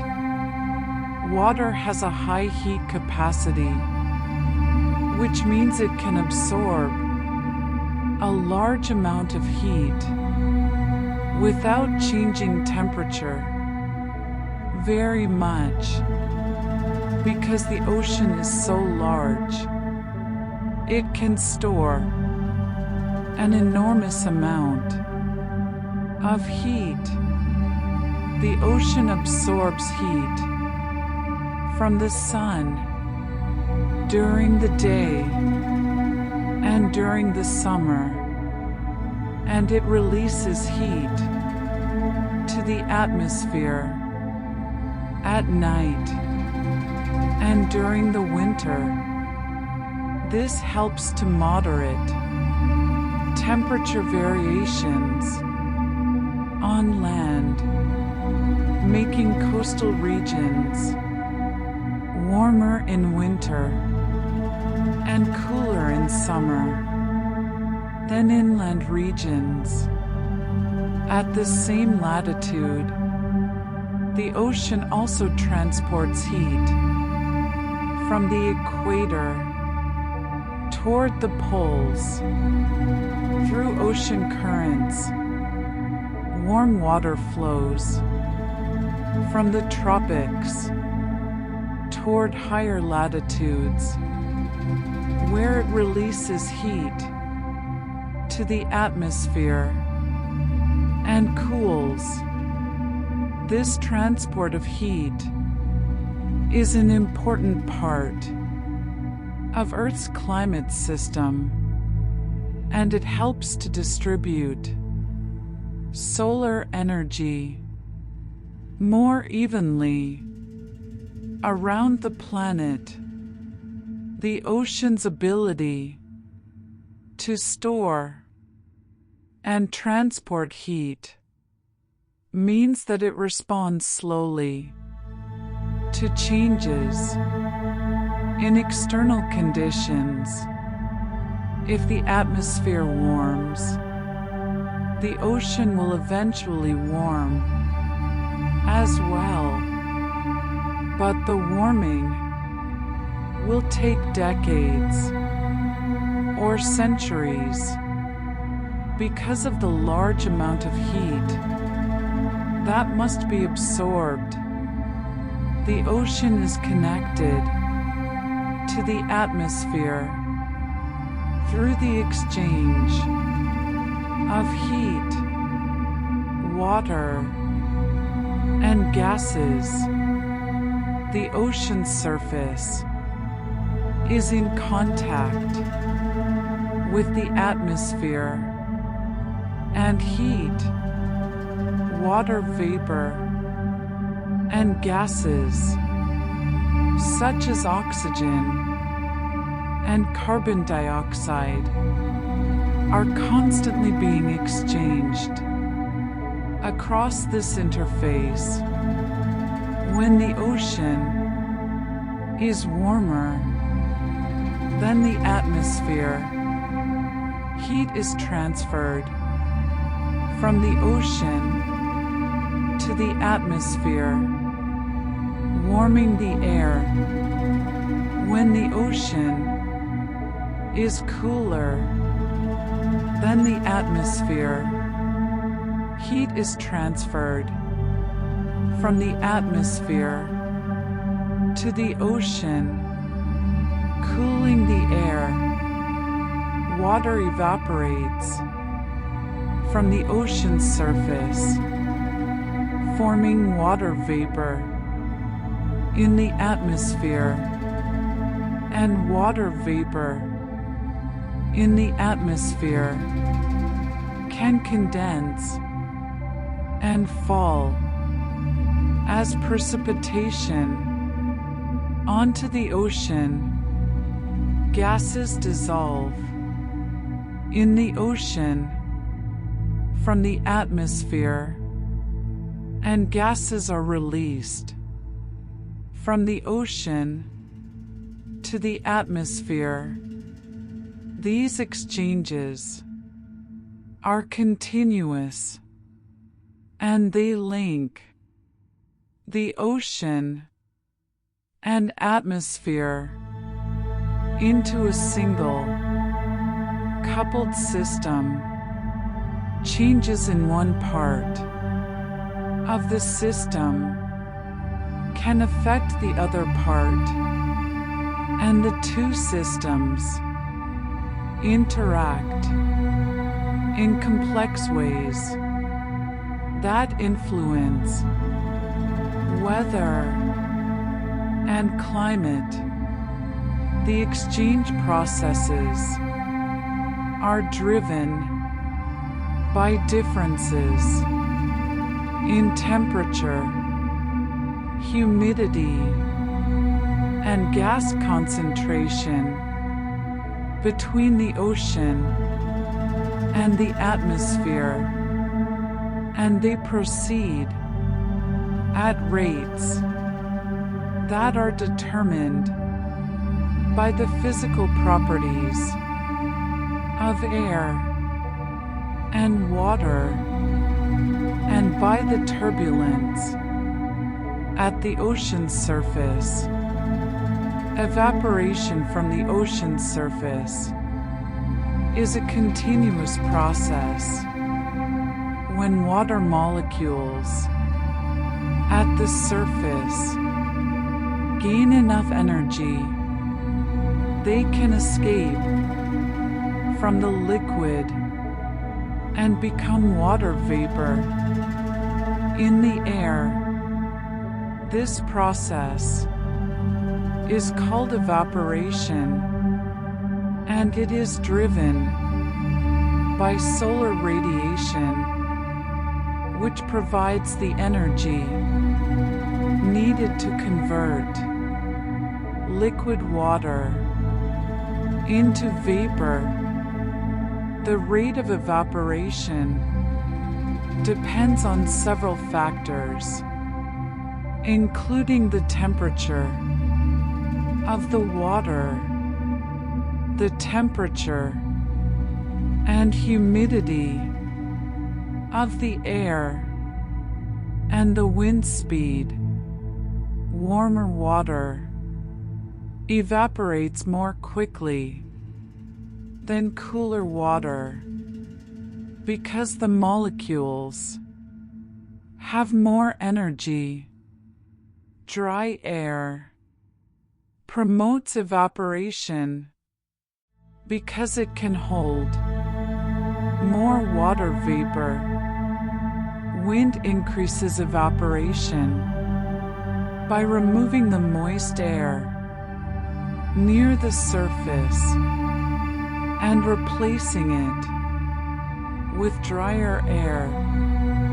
On average, the ocean loses about 1 meter of water per year to evaporation, but this is balanced by precipitation and river input, so the overall sea level remains relatively stable.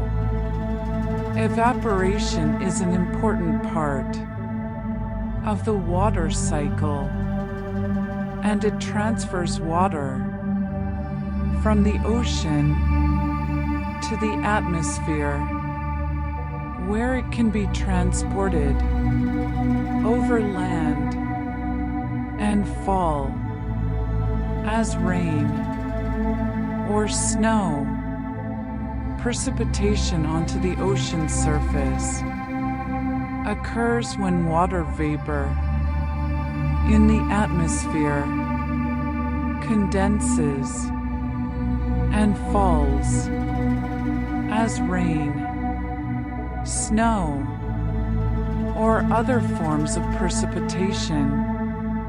The ocean receives about 1 meter of precipitation per year on average, which is roughly equal to the amount of water lost through evaporation. However, the distribution of precipitation is not uniform.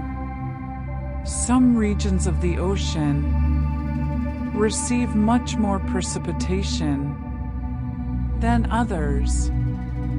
Tropical regions, where warm, moist air rises and cools, tend to receive high amounts of precipitation.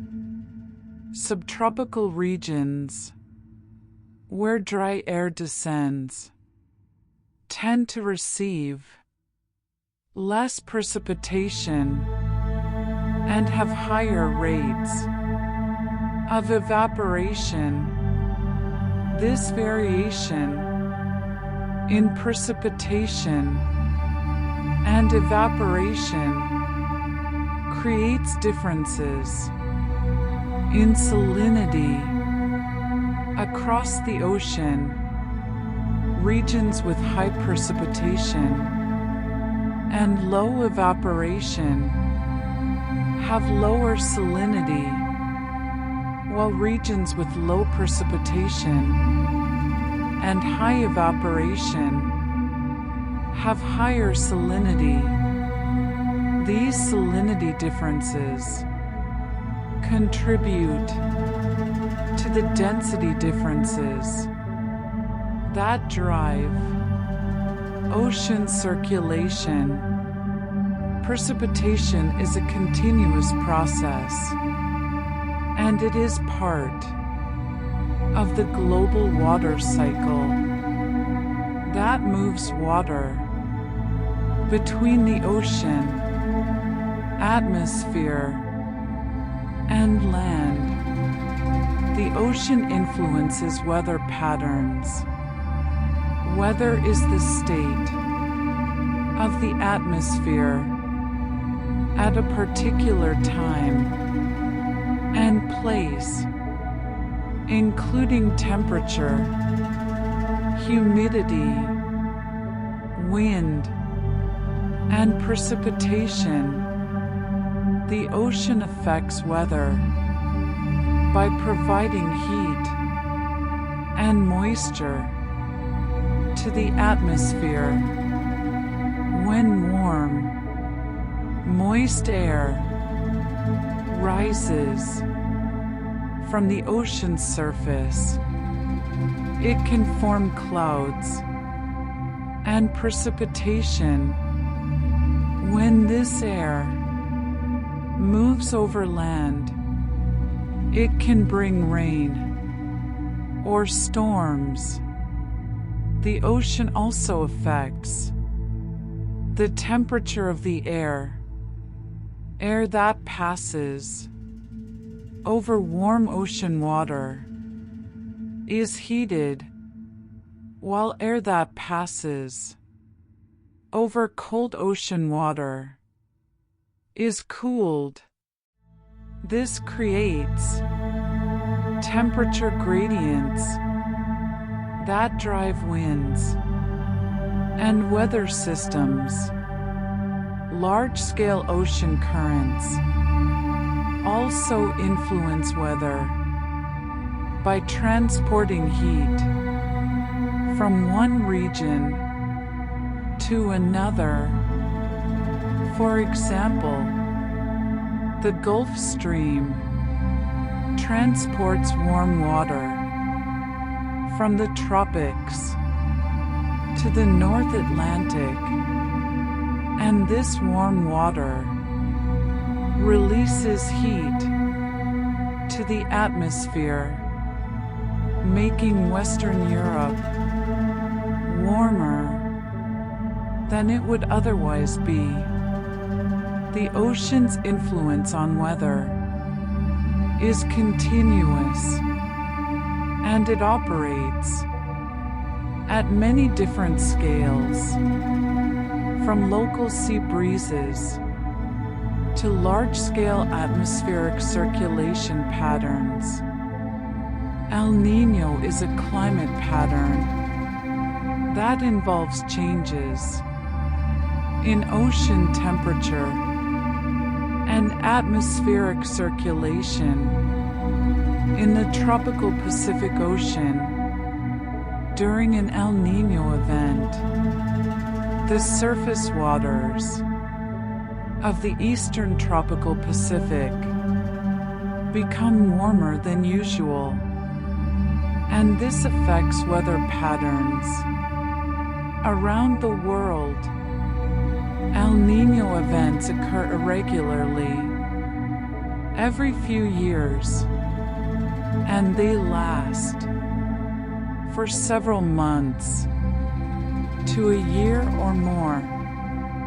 The warming of the ocean surface during El Niño is caused by a weakening of the trade winds that normally blow from east to west across the Pacific.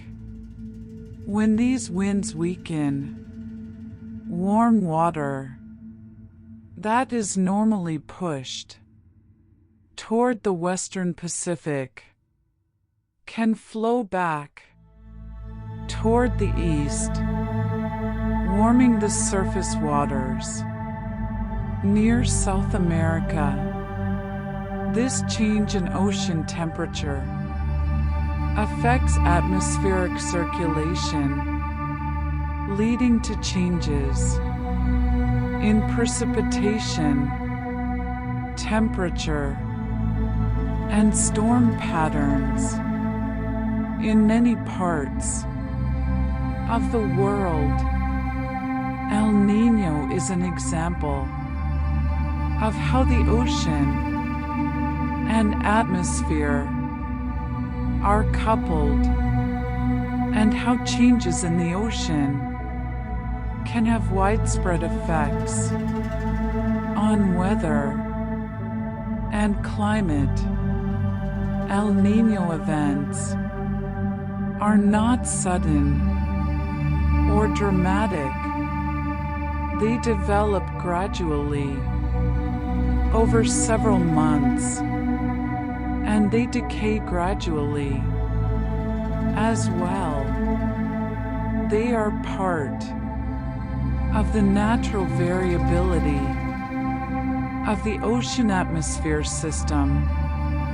The ocean plays a role in the global carbon cycle. Carbon is an element that is present in many forms on Earth, including as carbon dioxide in the atmosphere, as organic matter in living organisms, and as carbonate minerals in rocks. The ocean is a major reservoir of carbon, and it exchanges carbon with the atmosphere, the land, and marine organisms.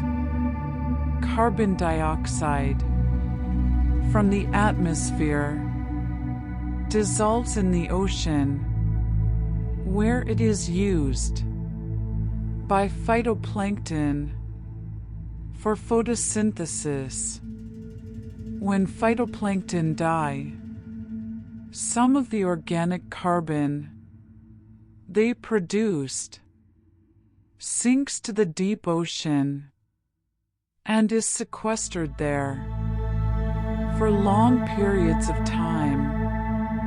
This process, known as the biological pump, removes carbon from the atmosphere and stores it in the deep ocean.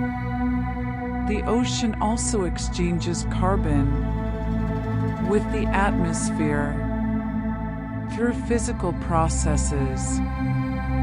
Cold water absorbs more carbon dioxide than warm water, so carbon dioxide is absorbed at the surface in polar regions and released at the surface in tropical regions over long timescales.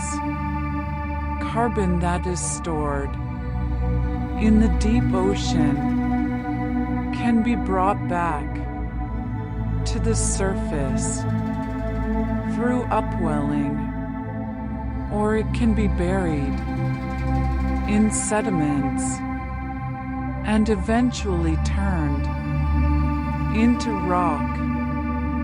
The ocean's role in the carbon cycle is important for regulating the concentration of carbon dioxide in the atmosphere, which affects Earth's climate.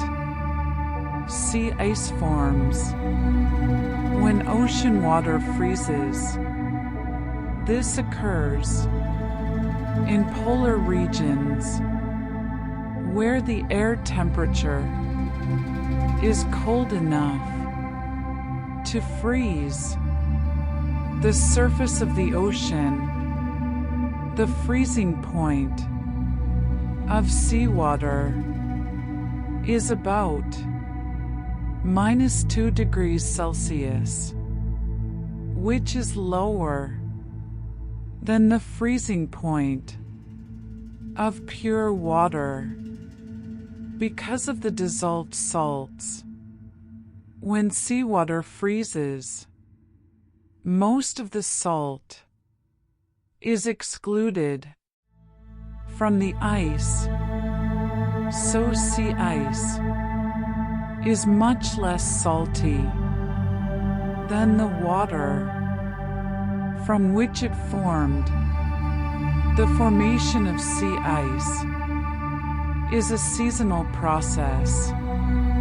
Ice forms during the winter when temperatures are coldest, and it melts during the summer when temperatures warm. The extent of sea ice varies from year to year depending on weather conditions, but there is a regular seasonal cycle. Sea ice is important because it reflects sunlight back into space, which helps to cool the polar regions. It also affects ocean circulation by creating cold, salty water when it forms. When sea ice freezes, the salt that is excluded from the ice is left behind in the water, making the surrounding water saltier and denser. This dense water sinks, driving circulation in the polar oceans. Sea ice is also important as a habitat for organisms such as algae, krill, and seals that have adapted to life in the polar regions. Icebergs are large pieces of ice that have broken off from glaciers or ice shelves and are floating in the ocean. Icebergs form when ice from land-based glaciers reaches the ocean and breaks off in a process called calving. The icebergs then drift in the ocean, carried by currents and winds. Icebergs are made of freshwater ice, not sea ice, because they come from glaciers that formed from accumulated snow on land. An iceberg can be very large, with only about 10% of its volume visible above the water surface and 90% below. This is because ice is less dense then water, and it floats, with most of its mass submerged. Icebergs eventually melt as they drift into warmer waters, and the fresh water they release dilutes the ocean, slightly reducing the salinity in the regions where they melt. Icebergs are most common in polar regions, particularly around Antarctica and in the North Atlantic, near Greenland. They are a natural part of the ice cycle, and they represent the slow transfer of ice from land to ocean. The continental shelf is the shallow, gently sloping region of the ocean floor that extends from the coastline to the shelf break, where the slope becomes steeper. The continental shelf is typically less than 200 meters deep, and it can extend tens to hundreds of kilometers from the shore. The shelf is covered by sediments that have been transported from land by rivers and by the erosion of the coastline. The continental shelf is a geologically distinct region because it is part of the continental crust rather than the oceanic crust.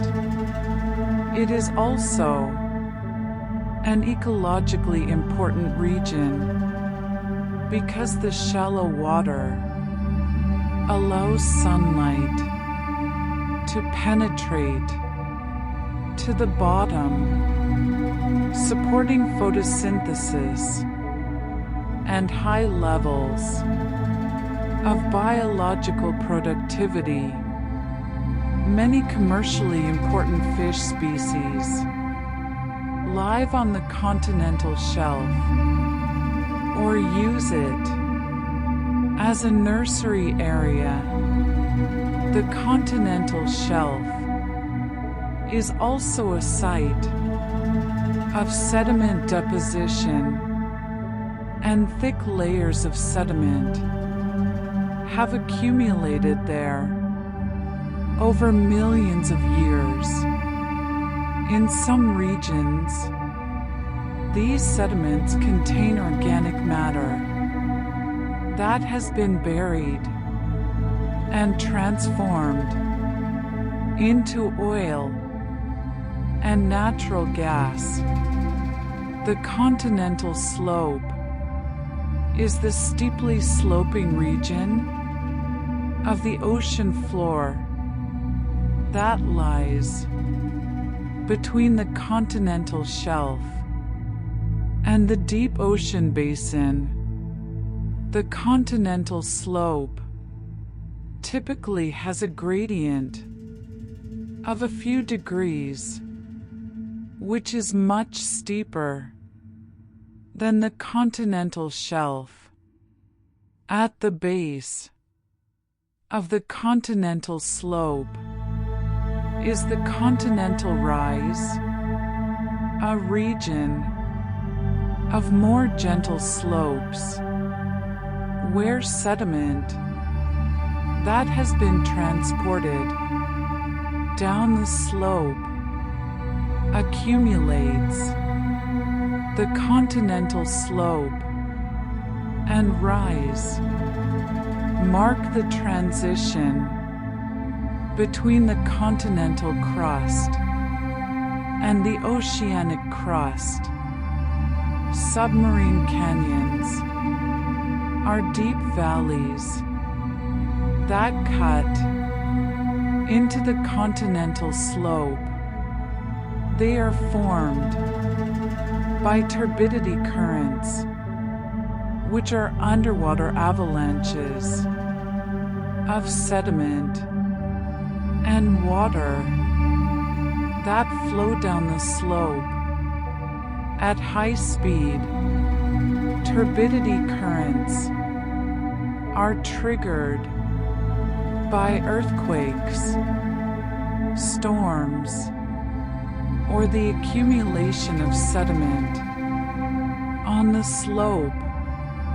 They erode the slope as they flow, carving out canyons that can be hundreds of meters deep and tens of kilometers long. Turbidity currents are relatively rare events, but they are powerful, and they transport large amounts of sediment from the continental shelf to the deep ocean.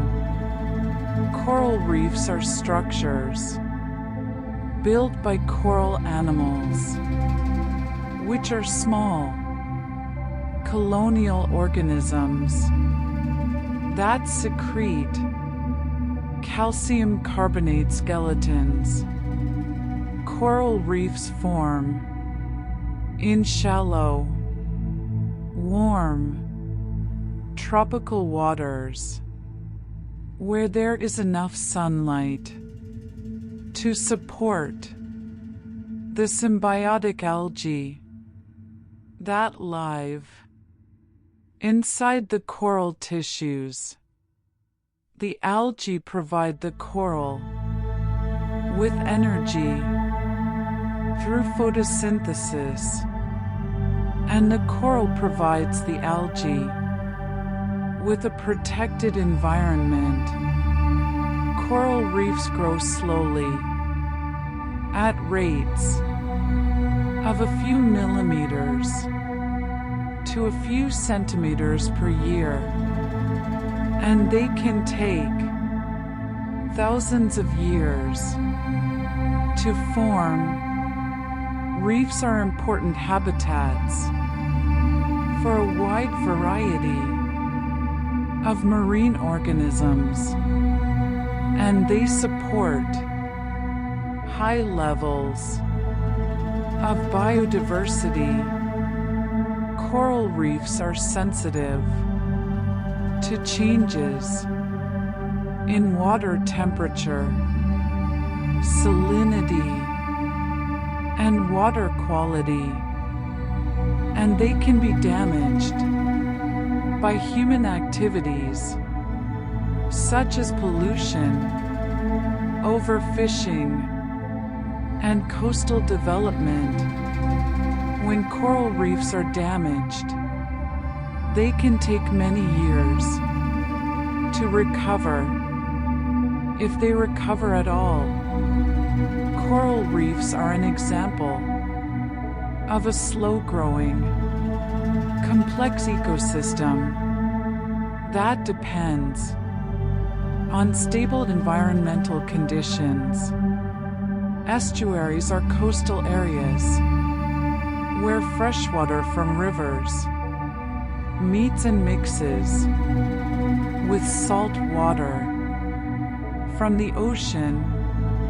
Estuaries are partially enclosed bodies of water, and they are characterized by gradients in salinity, with fresh water at the river end and salt water at the ocean end. The mixing of fresh and salt water creates a unique environment that is neither fully freshwater nor fully marine. Estuaries are highly productive ecosystems. because they receive nutrients from both the river and the ocean, and they support large populations of fish, birds, and other organisms.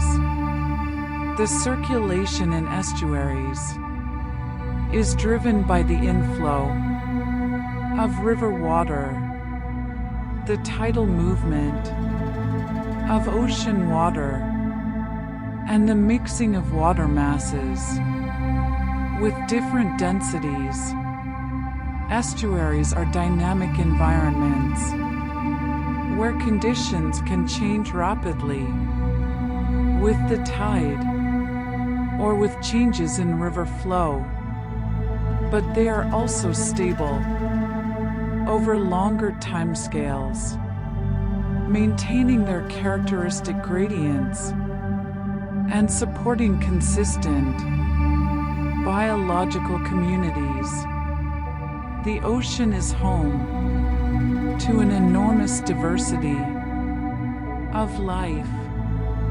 Marine organisms range from microscopic bacteria and viruses to the largest animals on Earth, such as blue whales. Organisms live in all parts of the ocean, from the sunlit surface waters to the dark, high-pressure depths of the deep ocean. They have adapted to a wide range of environmental conditions, including extreme cold, high pressure, low oxygen, and complete darkness. Marine life is organized into food webs where energy flows from primary producers such as phytoplankton to herbivores, carnivores, and decomposers. Most marine organisms are small, and they occur in low densities, spread out over vast areas. This reflects the low productivity of most ocean regions and the need for organisms to be efficient in using the limited resources available to them. Marine ecosystems are generally stable over long periods, with the structure and composition of biological communities remaining relatively constant. Changes do occur in response to environmental variations, but these changes are usually gradual, and they do not lead to sudden or catastrophic shifts in ecosystem structure. Migration is common among marine organisms. Many fish, marine mammals, and seabirds undertake long-distance migrations, traveling hundreds or thousands of kilometers between feeding and breeding areas. These migrations are driven by seasonal changes in food availability, temperature, and reproductive needs. Migrations are usually predictable, following regular routes, and occurring at consistent times of year. For example, gray whales migrate along the Pacific coast of North America, traveling from feeding grounds in the Arctic to breeding grounds in the warm waters off Mexico. This migration covers a distance of about 10,000 kilometers each way, and it occurs every year.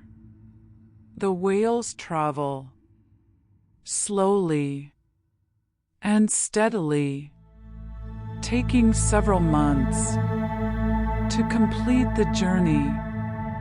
Migration is an energy-intensive activity, but it allows organisms to take advantage of resources that are available in different locations at different times of year.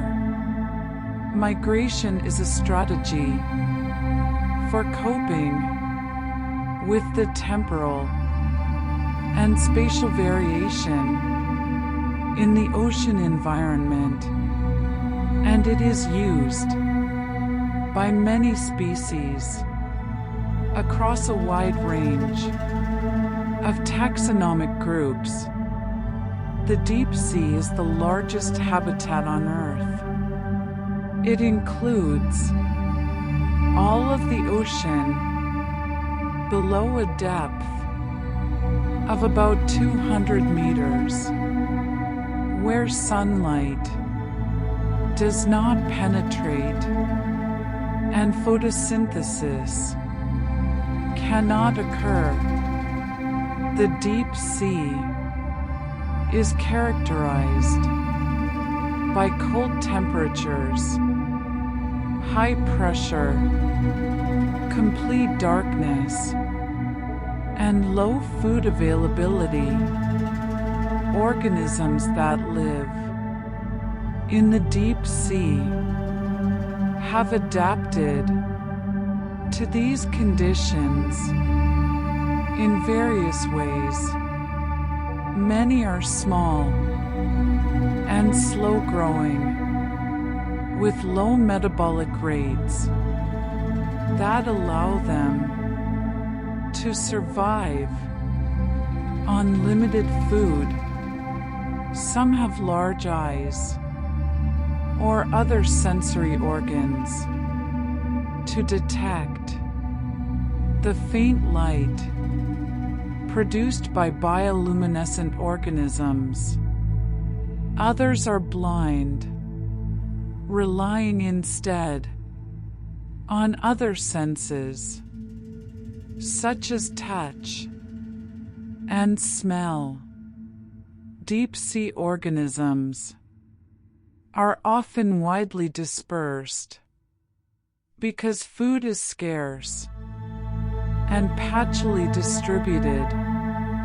They reproduce infrequently and have long lifespans, which are characteristics of organisms living in stable, low-energy environments. The deep sea is not a barren wasteland. It is inhabited by a diverse array of organisms, but life there proceeds at a slow pace, adapted to the limited resources and stable conditions that characterize the deep ocean. Bioluminescence is the production of light by living organisms. Many marine organisms are bioluminescent, particularly in the deep sea, where there is no sunlight. Bioluminescence is produced through chemical reactions that occur within specialized cells or organs. The light produced is usually blue or green, which are the wavelengths that travel farthest through seawater. Organisms use bioluminescence for various purposes, including attracting prey, deterring predators, communicating with others of their species, and camouflage.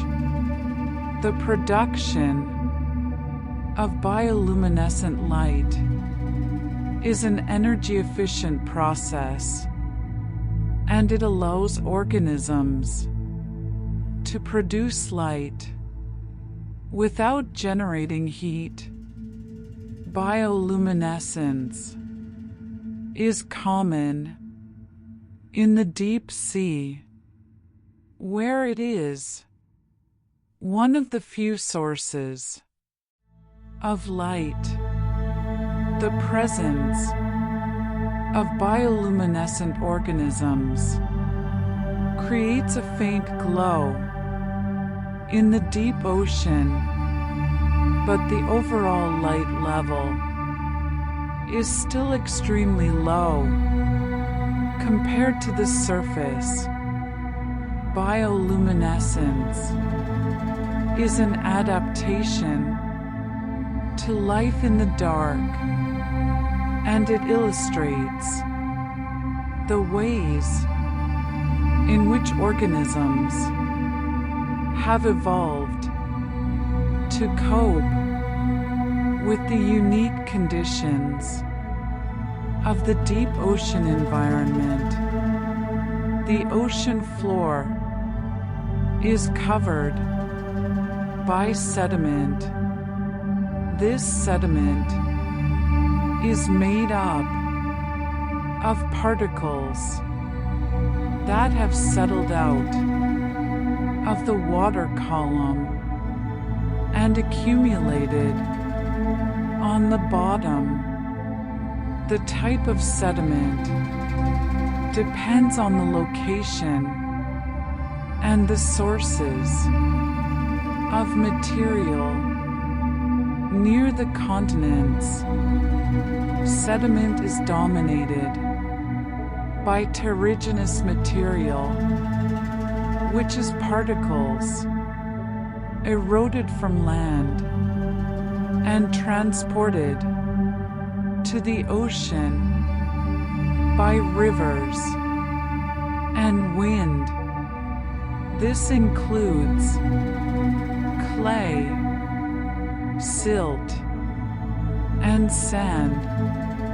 In the open ocean, far from land, sediment is dominated by biogenic material, which is the remains of marine organisms, such as plankton.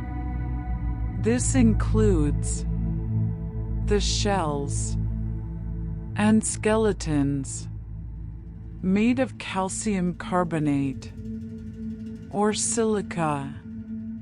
In some regions, sediment also includes volcanic ash from eruptions or meteorite fragments from space. The rate of sediment accumulation is generally very slow, as mentioned earlier, and it varies depending on the productivity of the overlying water and the distance from sources of terrigenous material. The sediment on the ocean floor is not just a passive deposit, it is a habitat for organisms that live on or in the sediment, and it is a site of chemical reactions that affect the composition of seawater. Sediment also preserves a record of Earth's history, including information about past climates, ocean circulation, and biological productivity.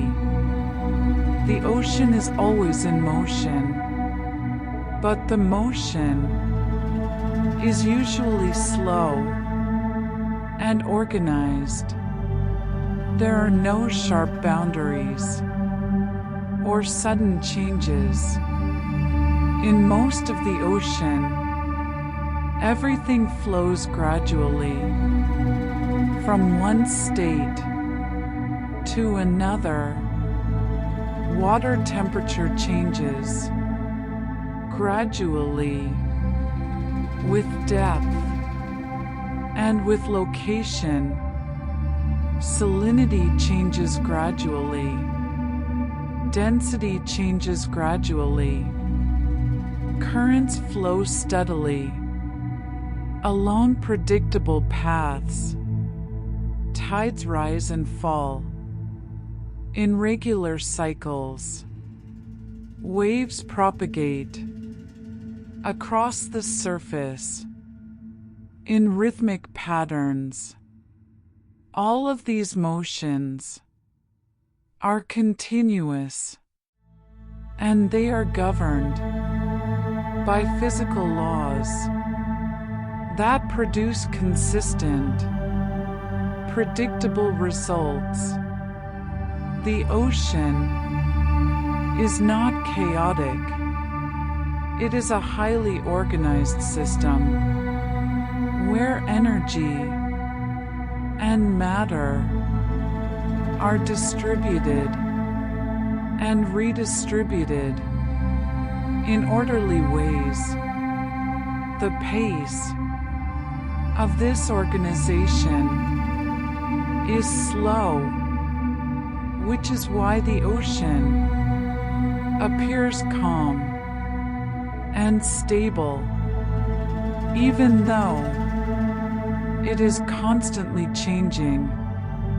The ocean operates on its own timescale, which is much slower than the timescale of human activity, and this gives it a quality of timeless patience, as if it is indifferent to the rapid changes occurring in the world around it.